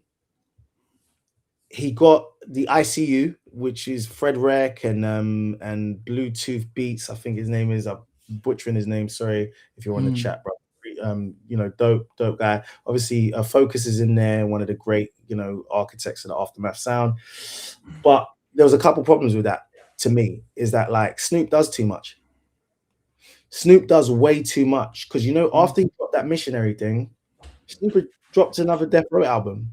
So you just diminished the market value of this album, which I played. I've got the album on vinyl, which I haven't even opened. I've got it on vinyl, and I'll never play it, because I was like, this is a Dre and Snoop album. Do you know what this means? From the intro where they sample Stakes is Dre replays Stakes is High. Well, in fact, the intro is People Make the World Go Round, the Stylistic / Jackson 5 record, and then Snoop, the first song is a reinterpretation of Stakes is High by De La Soul. And then like you've got Into the Blue, Out the Blue, which is like, I forget the song, but it samples this obscure like record, and then it also reinterprets Paper Planes by MIA. And then you've got Gorgeous with Janae Aiko, which is a crazy record. But the problem is that like they didn't shoot enough videos for it. And I think the rollout, as good as it was, Snoop was doing too much. And then the other thing that happened, unfortunately, the elections happened and the inauguration and all that. And I think the political conversation clouded that.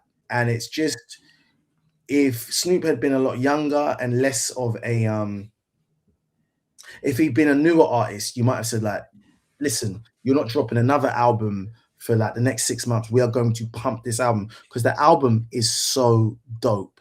Well, yeah, Mike, what does Michael say? Michael was saying that it was overproduced. He hated the hooks, and but it was. I know what they were pushing their drink, their gin and juice brand, Yeah. um, and but Fair dues, fair dues. People have but said the same thing. Sorry, go on, Andy. Sorry, go on. no, but I think you're right about the timing because the timing in which it came out. We were occupied by the elections, and then Yeah. so there was just so much going on that it's unusual for Dre and Snoop to come out with an album and just disappear because no one was paying attention. I mean, there's a couple things. They're men in their 50s and now 60s with Dre. Had they released it as a true anniversary album the year before when it was supposed to come out, then it would have made waves because we're not in a political cycle year. And I Yeah, think when I yeah, say yeah. political cycle, it was like because of the inauguration and all that type of stuff, it just had a big impact on Snoop's Mm. thing. I love Snoop. Snoop's one of my favorite rappers, but like it just it just had a major effect. But yeah, the album, I can hear what Michael's saying, and I respect that because I listened to it going like, oh man, like, where's this person and where's that Phil? You're not gonna get that from men in their 50s.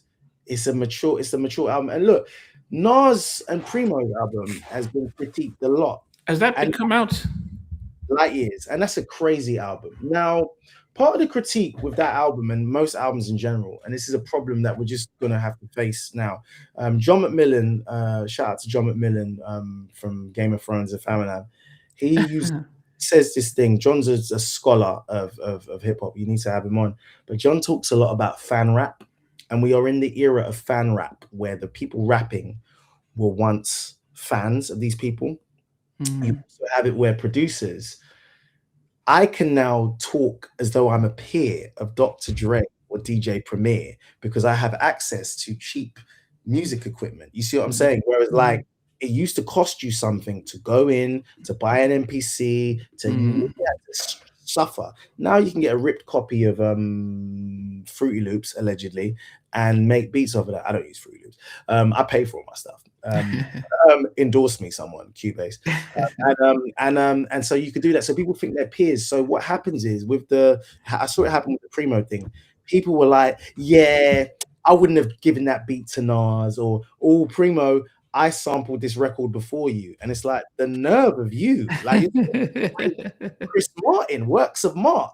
Like, how do you feel you were a peer? So we're in the era where, because of online discourse, which is great, everyone feels that they are on the level of a Primo, a Nas, a Dre, a thing. So we all have our things, and we're fans as well. But Mm. but you're not going to get. And I think for what it's worth, I think the Primo and Nas album was great, barring a few. I think track order wasn't my favorite, but they could have reordered it or whatever. But and So he Star didn't work with Hit Boy No, no, on no, no. So this was part of his Legend series that he did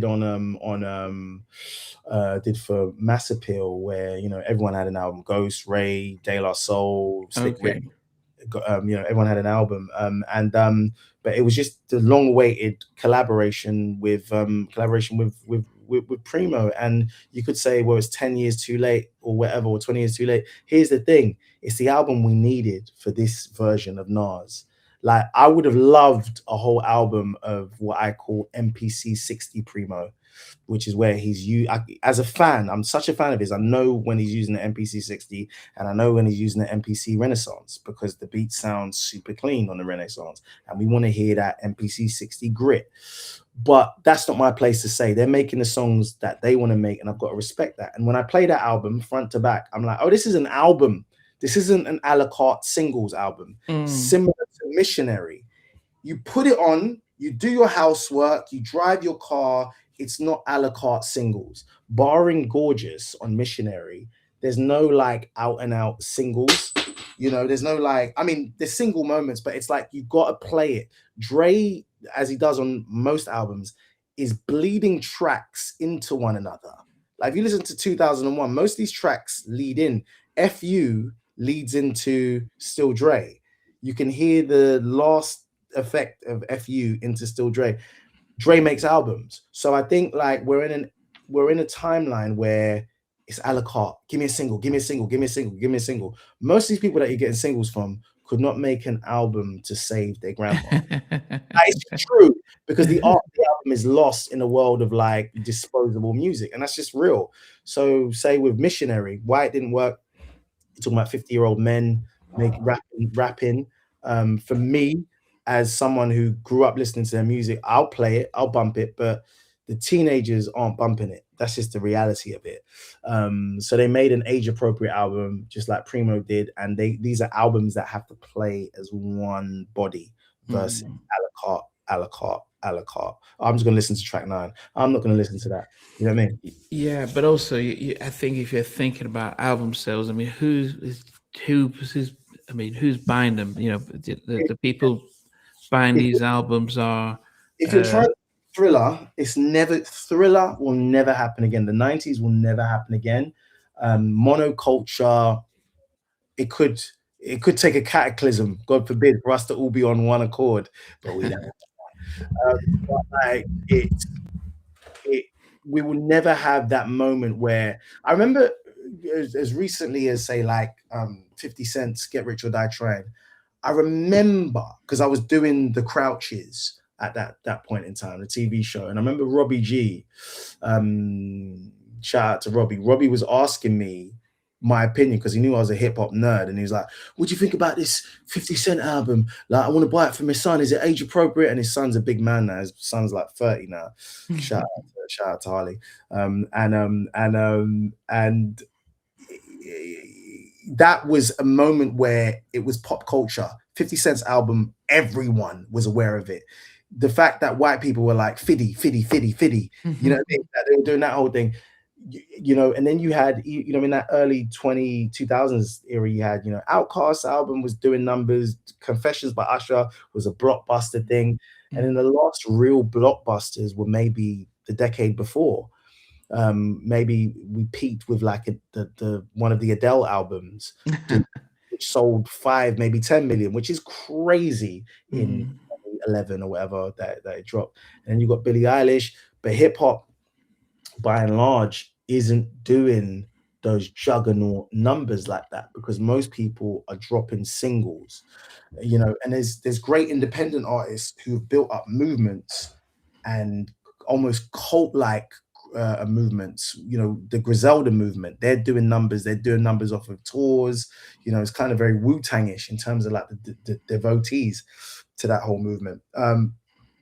But you have we're never going to go back to the days of like people doing 3 million, you know, and the older artists get, the more it diminishes. It's just the cycle of life. It's just how it. Yeah. So I would like out of a 10, what would you give the Chronic 2001? 11. I'd give it clean 11, man. Best produced hip hop album of all time, best engineered album of all time. This is the album you use to test speakers, to test headphones. It's one of the best sounding it's the best sounding hip hop album, and it's just a classic piece of sonic of just engineering. I know Dre won best producer, you know, on behalf of this album, but I think he should have also won best engineered album if he didn't. I mean, at the Grammys, because this album, the engineering on this album and the mixing is like excellent.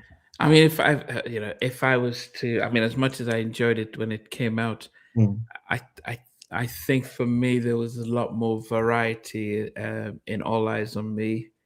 You think? Yeah. I don't look. Tupac fans are people I don't want any problems with. I don't want any.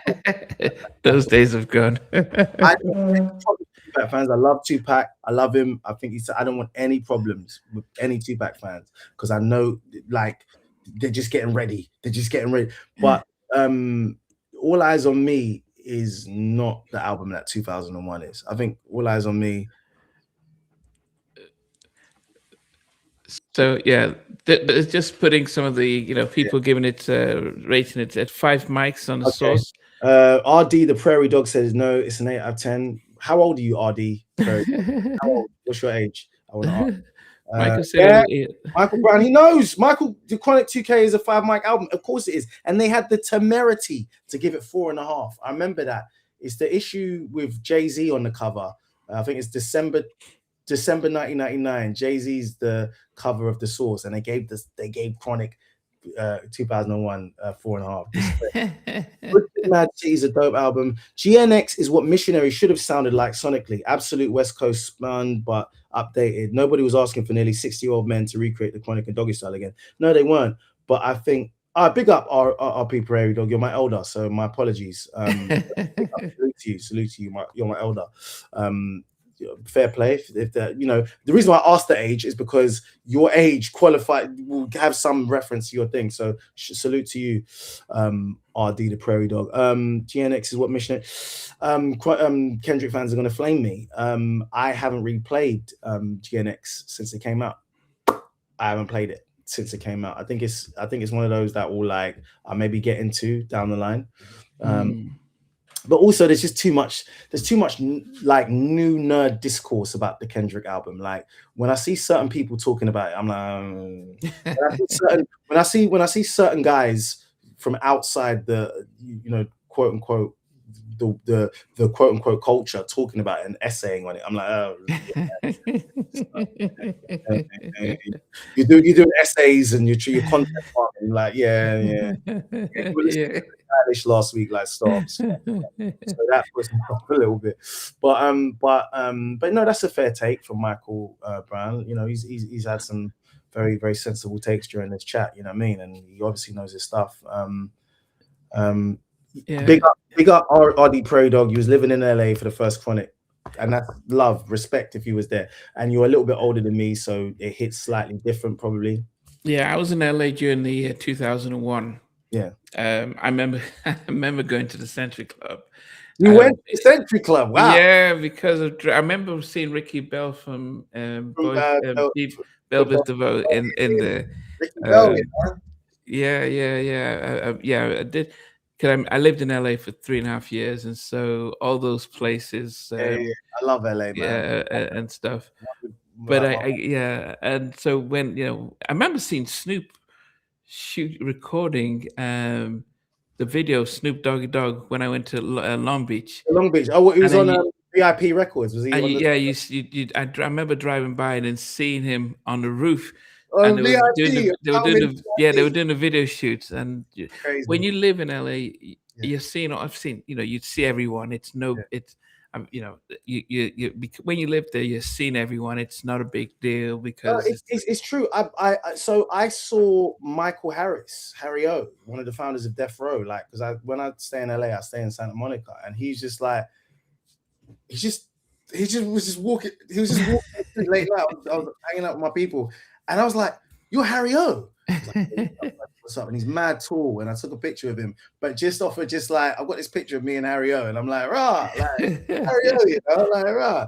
But you do see a lot of people, and I suppose the magic of it is because American culture, particularly Black American culture for us as like Black people, is the magnetic north to Blackdom. Growing up, everything seemed like magical and mythical, like the idea of bumping into Will Smith or whatever. It was crazy. And then I remember seeing J-Lo just on Santa Monica, like just casually. Okay. I would bump into Adam Sandler. Always goes to the same Pete's coffee shop. Okay. And in his shorts, you know what I mean? It's casual, but then seeing a British celebrity here. But Michael Brown says Kobe Bryant met his wife at the East Side is G'd Up video shoot. That's a great video. One of the video models from the East Siders video, I've only recently discovered who she was. She became a singer called Mimi, and she was on like Put It On Me, which is on the which Dre produced for the Training Day soundtrack. She's like one of the most beautiful girls in the video. So I'm like, who is this? As a fan of King magazine, like who is this? Beautiful woman. Video vixen. I mean, before we go, we do have to talk because I started off by saying about to prepare for this. I was listening to the 2001, Yeah, and it was really hard listening, yeah, yeah. um, because I'm just hearing, and I think subsequently Snoop, when he did stuff with Pharrell, isn't his message is not as vulgar as he is when he was on Stylistic, this album. But yeah. it was I was like it was just like I- and what I would say is that during this time when the Chronic came out and Doggy Style, and I was in university listening to this, it wasn't hard not to see categorize women in the same way that they're talking about, and it seemed to feel a sort of denigration of how we saw black women because there Mm, was so much said about them. mm. And if you think a few years earlier, there was all this about you're my queen, you're beautiful. How do I talk to you? Come and and all of a sudden you're getting music that's saying they're bitches, they're hoes, and you're doing this, Yep. and that was selling, and all of a sudden that then replaced what we were thinking about. So, who said it? Who said it? A rapper said it maybe last year. Oh, so annoyed that I can't recall, but someone basically said about Dre and NWA ushering in death and violence to hip hop, and that aesthetic. When you think about um, late 80s, talking about Africa medallions, Pan Yeah, African, yeah. and that Mhm. is particularly like the native tongues movement. There was a point where those two things existed. I mean, look, we talk about Schoolie D, PSK, and Ice T 6 in the Morning, and there always being records that discussed the criminal life. You have Cool C and Steady B from Philadelphia, actual guys who did, gangster stuff. That's always existed, but there was a bit of a balance. I think it goes back to that thing I said about melody. At the point which it became catchy to sing those things and then subsequently profitable because of how that's what happened. I think like melody is that intangible that travels through language, race, culture. If you Mm, become it, you're winning. And so like yeah, so special ed, shout out to you, special ed. very Um good. yeah, yes, special ed, you said it. And actually he was shouted down, but he has a point. He has a point. And look, if you're going to be able to have conversations, you need to have honest conversations about them. And I think there is a logic in terms of I mean, so I think like I think there's a logic in terms of what special ed's saying. Like when it became profitable to do a type of to bring in a negative energy because it was selling, then people kept doing it. People who never had a kind of misogynistic leaning bones started doing it. Like Mama Said Knock You Out, and then 13 Shots to the Dome, which was kind of LL's response. You see what I'm saying? Mama Said Knock You Out, Marley Marl brought LL back after Walk Like a Panther and all that Mm, stuff. And then he did 13 Shots to the Dome, which was more of a street edge thing. You had mm, On It, Throw Your Guns and Slam and all of this type of stuff. And then it's interesting that acts like Public Enemy or Tribe and the Native Tongues got labeled as conscious. So mm. like as opposed to just hip hop, and it's subcategorized hip hop. And obviously, like hardcore rap was hardcore and gangster rap, but there has to be an honest conversation about that. Now, the irony to all of this is that 2001 is still one of my favorite albums. So it's like me being a kind of level-headed person as a film goer, but saying like The Godfather or The Sopranos is my favorite thing. It's just I have the fortune of my background and my grounding and my foundation to not be susceptible to being like, you know what, I'm going to call a woman to this, or I'm going to start joining Yeah, the but you know what? If I'm watching The Godfather and I'm or Scarface, yeah, I'm seeing people who don't look like me doing yeah, stuff that I'm not. I'm not going to. I'm not in the mafia. They're living in a world that is so separated from me that it's like, oh, that's entertaining. Yeah, Look at what they're doing to themselves. I and think I'm listening to this and I'm thinking that they're almost speaking to me, saying this is what these women are.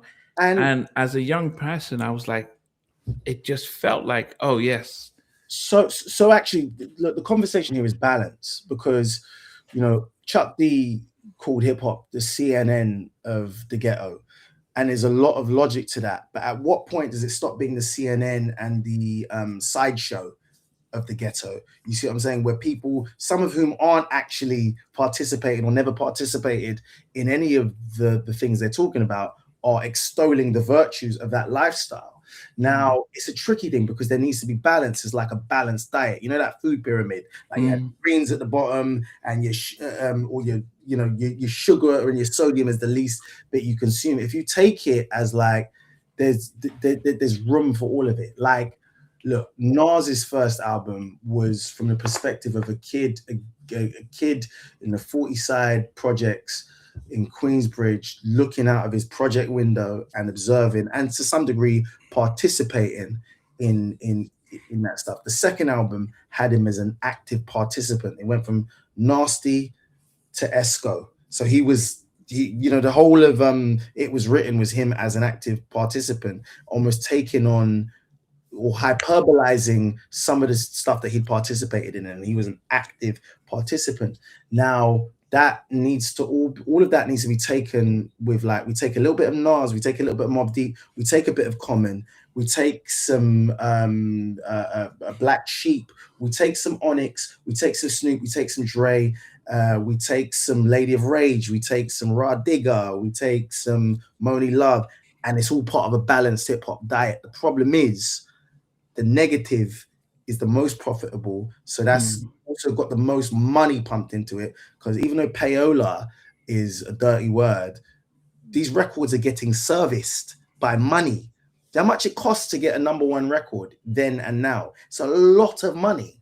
So a lot of money is going into pumping these things. And I listen to it all. I'll listen to the like I love Dre's music, but then I love Nas and I love Common and I love, you know what I mean? Like, Mm, you've got to allow balance. And the problem is, at a certain point, people from outside of the culture and our mm. culture became the loudest voices and most powerful voices, and they were able to dictate. And within their own culture, they might not necessarily. It's like this.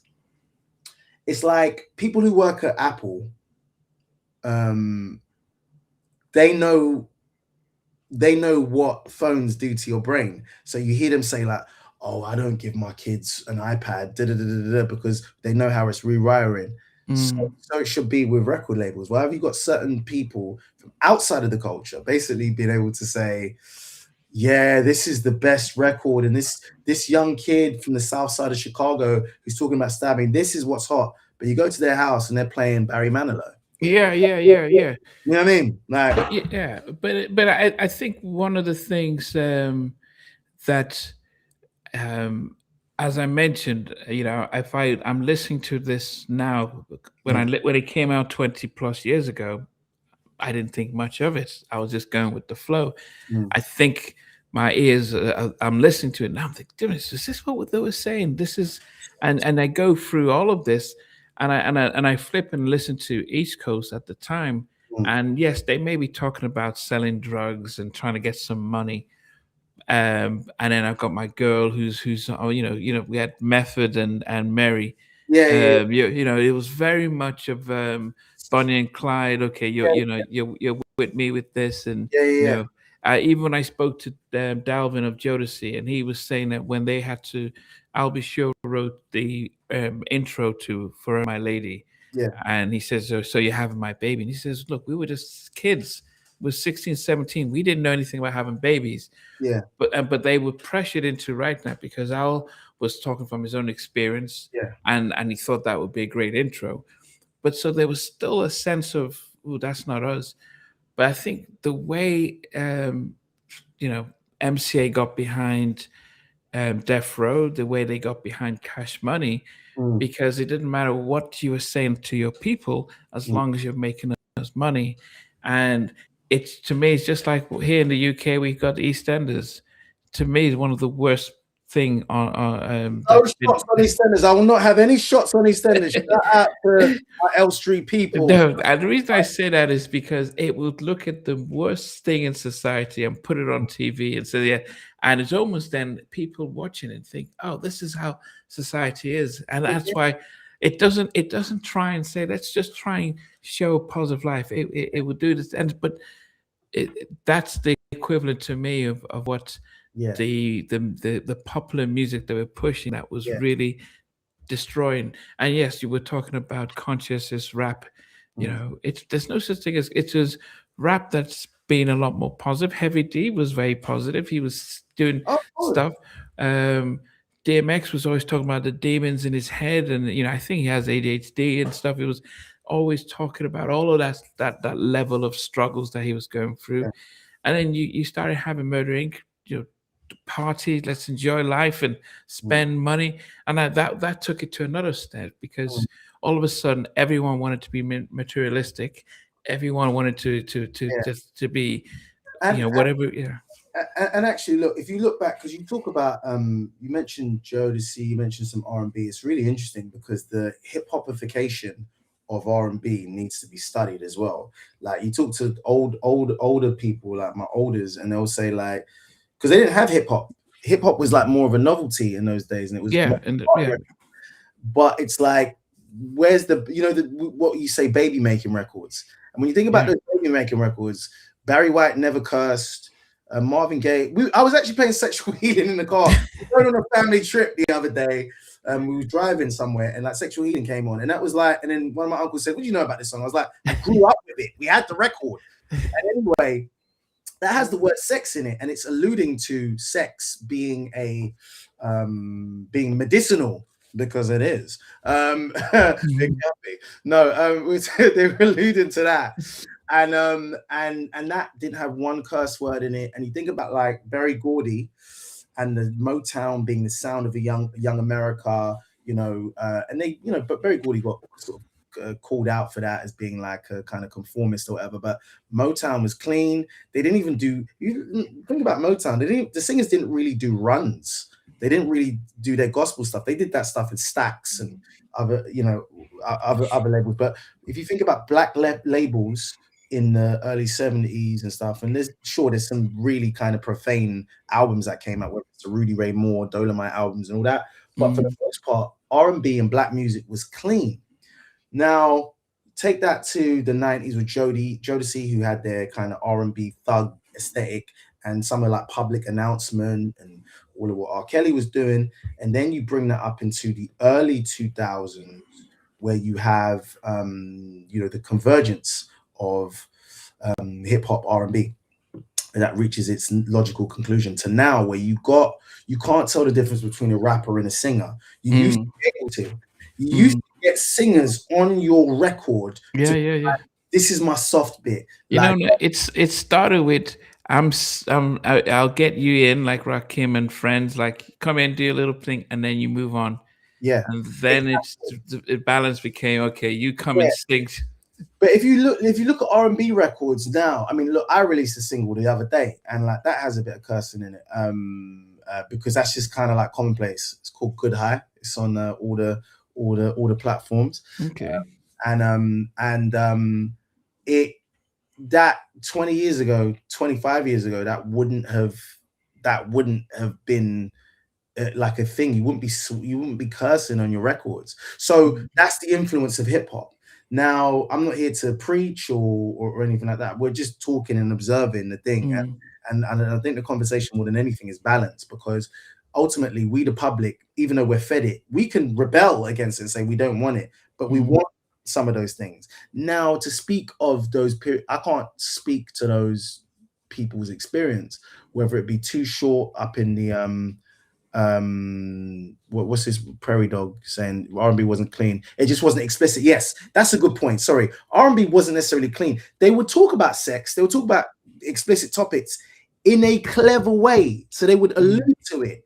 because you couldn't swear on the airwaves because of the FCC. You couldn't Mm, get away with it, you know. mm, And then, you know, they say in Jamaican culture they call it slackness. That's what they call it, slackness. And there's so much slackness in music. But with what we're talking about is balance. Really, we're talking about like how to get it, how to get music balance, you know, so you can have a bit of this, a bit of that. And ultimately, look, some music is rubbish. Some people don't need access to SM7Bs and cheap microphones and other things. Some people don't need access to it. Not mm. everyone should be able to release a single every week, you know. That's part of it, because there's no filtration system. People talk about gatekeeping. Gatekeeping is important because it means Mm, that there's some level of taste and quality control. But who are these gatekeepers? Who empowers them? Yada yada yada. mm, But I think it is balance. All we're talking about is balance here. And you bring up a good point because the irony is, Namdi, you do psychotherapy for a living, and I trust you're a very good one. And I doubt that you are riding around your part of the world in a 6'4" Impala with automatic weapons on your side while while one of your workers is in the back, ready to hit the host role. I doubt that very much. We as two grown up men can appreciate the sonics and take it for what it is. And I did frame my experience as a 12-year-old of this album and those albums around the same time that I first seen Delirious and listened to Richard Pryor's records, because being into Eddie made me go back to Richard and being like, oh, this is pulpy, this is naughty, this is like something that, oh, you put headphones on and you kind of do that. I wouldn't play this in front of my mum, but I'm not mm, supposed to either. You see what mm. I'm saying? Like, I play J5 in front of my mum, I play Marvin, I play Stevie. But I do think there is a conversation about bringing, and I think our like the chat has brought up some really great points, is about bringing some of that balance. So look, there's some great R&B artists. There's some great R&B artists. There's some great rappers who don't necessarily curse. Like there's La Russell, who I think is incredible. There's a Henny Savant who popped up in the chat. A Henny Savant is literally a savant. He makes his own music. He raps. He's brilliant. Mm. But you've got La Russell, who is a very positive kind of. It's not positive. I make that sound like he's like corny. He's really positive in terms of his outlook on life and what he talks about. He's incredible. So it's about giving balance. And you also have Kendrick. You also have Drake. I'm not going to sit here and just do that whole dog pile on Drake thing. You've got artists. There's enough variety, and there should be enough variety, but it's just who has a light shone on them and who we care to dig for. Yeah, I mean, as I said, it's definitely been fascinating to be able to go through this album, to be able to talk through it, and definitely we will have to pick up a different album, and Man, don't ask me to come on here again, man. no, no, we're definitely gonna come back Like, get this guy off. yeah. Prairie Dog's gonna be like, this guy doesn't know what he's talking about. No, we'll find we'll definitely find a different album, and then be able to take the discussion from the album, but to the culture. There's just so much. For sure. I mean, for me, for me, the biggest kick in the teeth was in the mid '90s. The labels. Donnell said this when I spoke with him for the Yeah. first time, was that there was a conscientious Consensus. effort, consensus effort by the labels Yeah. to destroy the black community, I mean, because they decided to cut all the R&B, yeah, and you had most of the R&B artists singing about love. He yeah, said from Maxwell to himself to yeah. Joe to Brian McKnight, R. Kelly, they were all singing about love in a different way, And it's and black they love. decided to Black, if it's black people singing about it, it's black love. yes, Yeah. but the labels decided, you know what? How do we poison Yeah. this community? The Yeah. best way is to invest more in the people who are or are destroying black love, because you know, whether it's the breakdown of absent fathers, it became almost glamorized. Yeah, I've got a kid here. I've got a bit. It I used was, to get laughed at. I said to someone today, I used to get laughed at by some people in school. Be like, "What? Your parents are together?" It was and like, yeah, because that's the message that was portrayed. yeah, Um, but if you think about, Al Green, "Let's Stay Together," we all these songs about yeah, black love. You see videos of them in black families in the '60s, during the civil rights stuff, wearing suits, the dads and the mums coming home with the kids. I mean, yeah. so all of a sudden that breaks, and music is reflecting that. And 100. if I interview an artist and they talk about, they all say, "Yeah, my dad left and raised by mom," it's every Yeah, single one. The yeah. music reflects that as well. The music reflects it. There's Tank also said something really similar. He said something about black radio, about pop radio, and he was talking about, it was on the Breakfast Club, and he was talking about how Sam Smith gets to sing "Stay With Me," Yeah. which is a gospel record, Mm. and he gets praised for it, but a black artist can't come and go #1 doing the same thing, which infuriates me. Shout out to Sam Smith, he's talented, but like, I'm not impressed by, because you can do that. I went to school with a guy called Ricardo Williams. He's like a few years older than me. Ricardo Williams is one of the best voices I've ever heard in my life. At 14, because we were in the gospel choir together, but the gospel choir was his. I used to just watch this guy, and he's one of the most talented 14, 15-year-olds I've ever met in my life. I mean, and Mm. I'm saying that as like a grown man, and I still talk to Ricardo. I'm in awe of him. Vocally untouched, yada, yada, yada. If he was a different shade, or if he was Sam Smith, he would Mm. have quintuple platinum. But you're not allowed to just come and sing what is native to you. Other people are allowed to come, dip, participate. We give out barbecue invites. Mhm. Invite, come do your thing. And actually, I wouldn't be surprised. While I'm not a conspiracy theorist, I do think there is some kind of concerted effort to kind of undo a lot of the foundation in the culture and the community. I mean, I feel that way about podcast mics. You know what I mean? Like they talk about Iran Contra. I feel like this van mysteriously came into black neighborhoods and just dropped podcast microphones, SM7Bs everywhere, like they did with crack in the 80s. That's Yeah. Well, I think just as a wrapper, one of the things I will say is that I woke up this morning and thought, why did they break the nose of the Sphinx in Egypt? To yeah. hide the fact that the Egyptians were black, Because it the was a pharaoh Joe was black. Jackson nose. It was a Joe Jackson size nose. A Michael Jackson and, size nose. and the fact that a group of people would look and say, you know what, this would tell too much of the truth about this people. They Yeah. just decide to break the nose.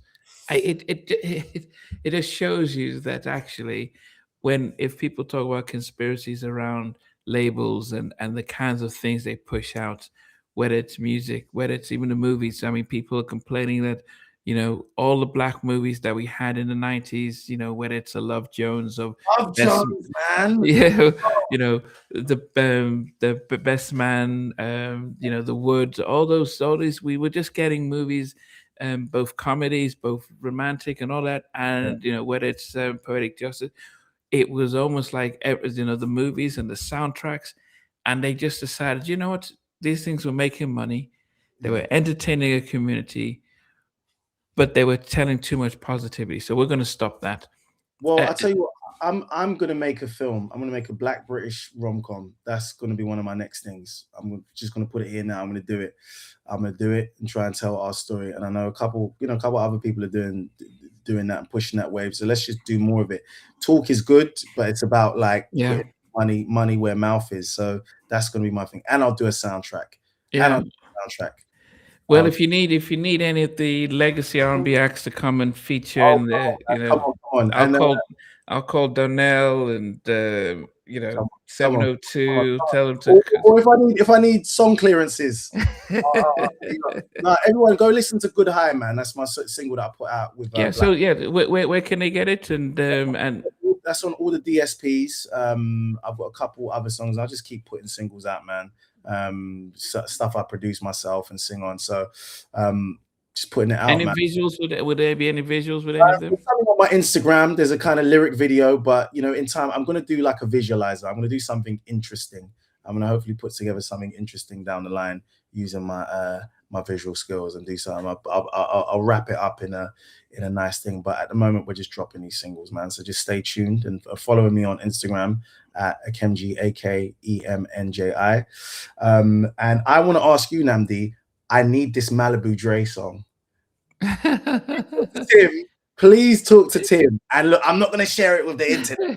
I just want to hear this Malibu Dre song, please. I beg. I beg. Tell him this is like a super fan, and I just want to hear this Malibu Dre record. I've let, been let, waiting 25 let me I hate to let me just send it to Yeah, we're hey, talking. Tim. We're talking because I want this Malibu Dre record, man. Like so bad. Is there a track called you said Malibu Dre, like Malibu Barbie, but Malibu Dre. Dre that you produced? Let me see what he says here. See what he says here. There was a time that Tim will come on and we'll do this live stuff.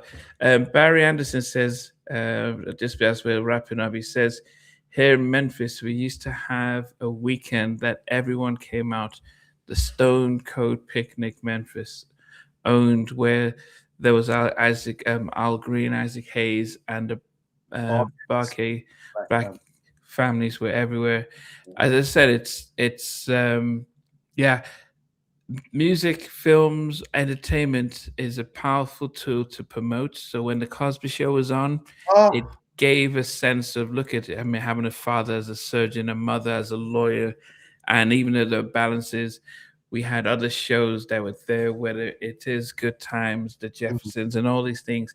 And when you stop showing, even Family Matters, but when you take away the visuals of hardworking families, parents, mums and dads and kids, and you take that away, and you put on stuff like not Power. What was the one with the label that had that Taraji Empire, and it becomes the destruction of a family and stuff like that. But part of it as well, just because I don't want to get too deep into it, part of it is on who gets to tell the story or commission the story. This is same as the record labels.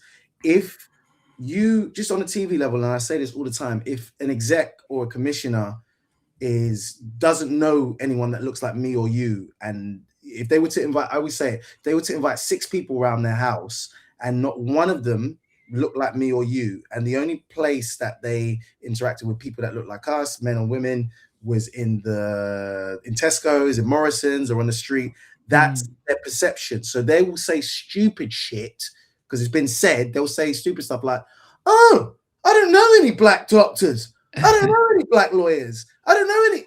Half of my family work for the UN. Half my sister's a dentist. My sister's a lawyer. Like my cousins work in like JP Morgan and all this type of stuff. Like, how are you gonna tell black people that like what like the limitations of their thing? So part of that is a huge factor, is who has the checkbook. Who has a checkbook. But yeah, look, Cosby Show, like obviously you have to caveat it with like obviously, you know, some terrible things have happened over the years, and Mr. Cosby's legacy has been tarnished. But Cosby Show, A different world, yeah, different world. You couldn't tell me I wasn't going to Hillman. Yeah, I went to a historical black college when I in Selma. It was a black college, Yeah, and and that was the model. I looked at that, and we were learning about stuff. People I know who went to Howard, and the real HU. And actually, look, it's really tricky when there's no balance, because it goes back to that thing about balance. Is like, where is the balance? Because we do need dramas and we do need things kind of, whether it's showing the ills and the dark sides of stuff, but you also need things that represent, like, look, I'm big on showing the black middle class because it exists and it's strident, and I grew up with people who were on both sides of the fence, or both sides of the tracks rather, people who lived that life and people also who had like a picket fence and were black, and their mum and dad worked. Mum's a judge, dad's a banker or whatever, and they were doing all right. And we need to start making that the orthodoxy of blackdom, or a larger voice in it. You Yeah. see what I'm saying? Like, we need to make that a larger voice in it, because not all of us have, like, as bad as these stories are, not all of us are from that. Mm. You know, and we all come from a place as a black diaspora, African Americans, black Africans, black African Caribbeans. We're all from a place of being the oppressed and the downtrodden. That's part of our intravenous, the pain that we suffered for like millennia. Yeah. Where we are now in different places, there's a spectrum of experiences, and like I said with the music, it's balance, because I want to hear the story of I want to see the new My Wife and Kids. My Wife and Kids with Damon Wayans was was a brilliant early 2000s antidote to the Fresh Prince. Damon Wayans, Tisha Campbell, Georgia O'Gore, Jennifer Freeman. Like, it was funny, it was silly, it was goofy, but it also had like a mum and a dad together. The dad had a truck, Yeah. the mum was a businesswoman. You had the kids just going through regular kid stuff, and it wasn't like any hood stories in it. It was just like a tale of like a black family doing goofy stuff, and it was so positive. You had Moesha as well. I mean, up until that last series where Ray J came in and ruined everything. Ray J is the great ruiner of sitcoms. Ray J is the great ruiner of sitcoms. As soon as Ray J steps up in a sitcom, it's about to get off the chart. But Yeah. no, Moesha, the Mitchell family, like a positive family, who were living hood adjacent. They were in Crenshaw. Hakeem was next door. You could tell, you never saw his mum, and Big Mama, his grandma, who he'd always talk about. He was always coming over for a plate. They never embarrassed Hakeem and said like, "Oh, you're poor," but we knew that like, oh, this kid's always coming over because there's probably no electricity in his house. And you had Frank Mitchell with his awful, no shots at Ray J. We love Ray J, but yeah, you're right, he's TV poison. But no, we had Frank Mitchell with his terrible box high top haircut. But he was a responsible father, again, until they ruined it in the final series when they made him a cheater. Anyway. They're asking for your IG. Let me put it up. It's just your surname, right? No, it's just my first name. Your Akemnji. first name, sorry. There's only one of me. There's only one of me. There's only one who talks this much nonsense. Yeah, hold on. I'm just going to put it up here. Where is the @ sign? So yeah, that's No. There's an N. There's an N. Oh, you did me like the white people. And I'm looking Akemnji. I'm looking straight at it here. Okay. Well, I can blame the fact that I'm dyslexic, so that always my bad. that always helps to That made me feel funny. that always helps to be able to showcase that. Yeah. There we go. Yeah. Yeah. So hold on. What have I just done here? Nope. I deleted the wrong one here. I can see it's coming up as my real government name. Yeah, no. I mean, what I was trying to do was hold on one second. Yeah, I know people were asking about it. Yeah, and also he is he's that's not even showing here. That you've also got a new show that is that people can take it twice. Okay, hold on. Yeah, Rock was very good. That was a good show. Shout out to Michael Brown. Yeah, Rock was a good show with Charles Dutton. Yeah, good show. Yeah, but you've also got the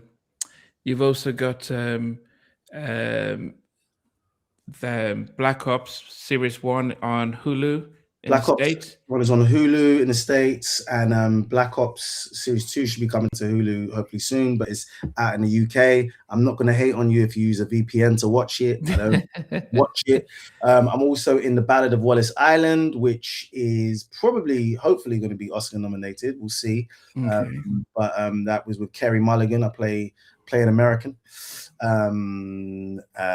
Play Kerry Mulligan's husband in that, and yeah, we've got more stuff coming out, and yeah, like watch, support. Black Ops is really funny, man. It's really good. Yes, it definitely is. But also for those who, I think a lot of people would have seen the um, uh, Drillagram, Who's the Birthday Girl. Yes, go So do me a favor. Do me a favor. Everyone, go play Drillagram on Instagram. That is like on YouTube or DSP's Drillagram.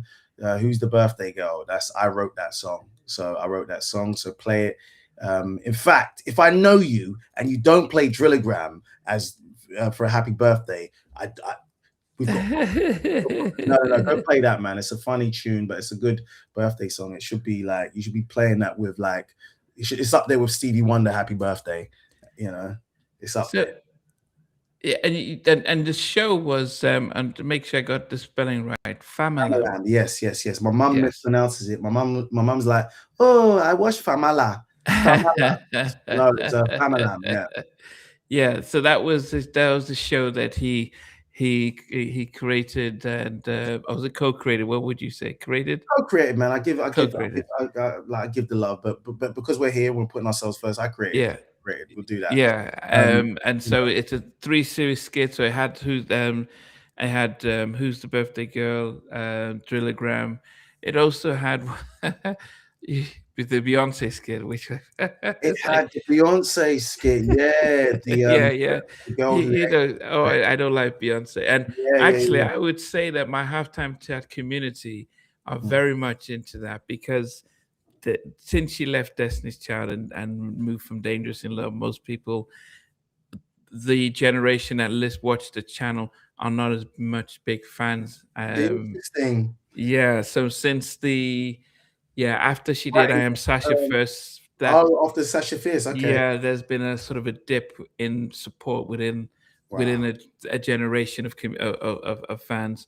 I don't want the Um, beehive to come out for me, so I'm gonna no, no, no, come out no. for you. But then also the I love when Bemis did the are you finished with that? Oh, Fat Sam. She actually gets a lot of that when Bemi's out and about, even though she was heavily made up as like a little 14-year-old boy. She gets a lot of people going, oh, are you finished with that? Are you finished Yeah, with you that? finished with Yeah, yeah, yeah. that. Yeah, I said that. Do you think the clips? What did he say? Loved it. Loved it. Loved it. I loved the album. I saw them in concert. I went to Brixton Academy. Me and a bunch of my school friends, we went and saw that, and it was great for me because they played stuff from the third album. They played stuff from Till the Casket Dropped. So they played Popeyes, the song with Cameron, and I was going crazy. They played a lot of the second album, Hell Hath No Fury, which I think is my favorite Clips album.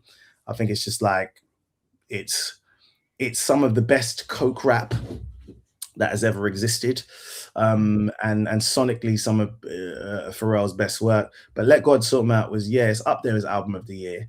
I don't love all the TikToks and people who are suddenly Clips fans breaking it down. It annoys me as much as the GNX essays, but that's just my snobbery.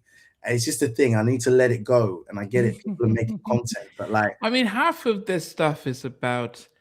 Back in the day, it was, you listen to it, it gets its airplay, people generally appreciate it. Now, because we don't have a lot, it's about the hype. If you're doing a TikTok breakdown albums, the clips are almost like, oh, they're the in thing now, so they're the everyone next jumps on. Kendrick, so we need to bring them on. But it's like, But but yeah. I'll tell you what becomes annoying about it is that there are people from in every generation, in every generation, you'll have people who are real, like they're the real heads. Like I consider myself one of the real heads, but I've got like my senseis who I will look to, who I'll be like, oh, like this person's a real. Yes, I hate casual listeners and bandwagon. Sorry, 5%. And what it is Barry. you have more people in this era who just jump on. But I'm like, I know you don't listen to the clips. I know you don't. And look, that sounds so snobby, and I'm never going to change that part of me because that sounds so elitist and so snobby. But I'll literally be like, all right, name me members of the Re-Up Gang. Name me all the members of the Re-Up Gang, which is one of the Clips side projects, and they can't do it. And that's the kind of annoying, obnoxious music fan I have. Do you know why? Because it cost me something to be a fan. There was a point, and it's in every generation. Like, what did it cost you to be a fan? And that's why I take it. That's why I can say with my chest that like I'm an authority on Dr. Dre's 2001 because it cost me something. I remember the money I saved up to go get it. I remember the hours I spent studying that album. Now, PD, you could just be an instant expert. I'm like a bunch of my friends. We went to the DJ Premier and Alchemist tour. They had a thing in Kentish Town. And that was, there you go. See, shout out to RD the Prairie Dog. You know Ball. And we went to the Primo thing and Alchemist thing, and it was just surrounded. It was the right level of geekery. It was like, oh, you guys are fans of Gangstar Foundation. Or you're fans of Alchemist, and you can name obscure Mobb Deep records. You could talk about Alchemist when he was in the group Illegal, like, and I'm not saying everyone needs to be a nerd like that, but there should be a differentiation between like levels of fan. You shouldn't, not everyone, basically, sorry, this sounds like such a moan, but in this era, everyone is treated equal as like, this era doesn't like experts. It doesn't like experts, and it loves instant experts, but it doesn't like actual experts. And actually, I'm saying, if you're a nerd and you nerd out, you should be lifted to the front. The views and all the accolades, and that's just all I want to. I'm gonna shut up now. Okay, guys, we appreciate you guys staying with us throughout this throughout what we're doing today. Akemnji and I will be back shortly. We'll no promise. After this, I might just be like, guys, I've talked too much. I don't know how he's a psychotherapist. That's how he gets me to speak. With a different album on a different topic and stuff like that. But yeah, hopefully you enjoyed his deep dive into Chronic 2001 and my balanced take about how lyrically it was hard to listen to today. As it probably was 20 plus years ago, but it doesn't take away the genius of Dr. Dre. And another episode, we may talk about what's the difference between Dre and Quick. There's so much to talk about. Oh, that's a good one. That is a really good one. That's like 1A and 1B. Blake versus Andre Romel Young. That's like, oh, that's a good one. Yeah. We'll do that one. That one. So we'll appreciate you guys and talk to you later. So I would ask you to hold on, and I'm just going to play the outro, and I will talk. Cool. Hey guys, thanks for watching. Thanks for being a part of Halftime Chat. Please remember to subscribe, share, and comment. But most importantly, why don't you become a member of Halftime Chat? We've got amazing videos, amazing perks, and being able to support the channel. But anyway, thanks for watching. Take care. I never participated in that kind. And somewhere in between us for even loving us, on which I did miss you with. What was it like growing up? She's still making an impact on 4 houses down. I have a couple pieces. trying to get this one and that one. That works for you, but just for me, No, okay, you're okay. They don't understand what Jonas Boys winning all spirits.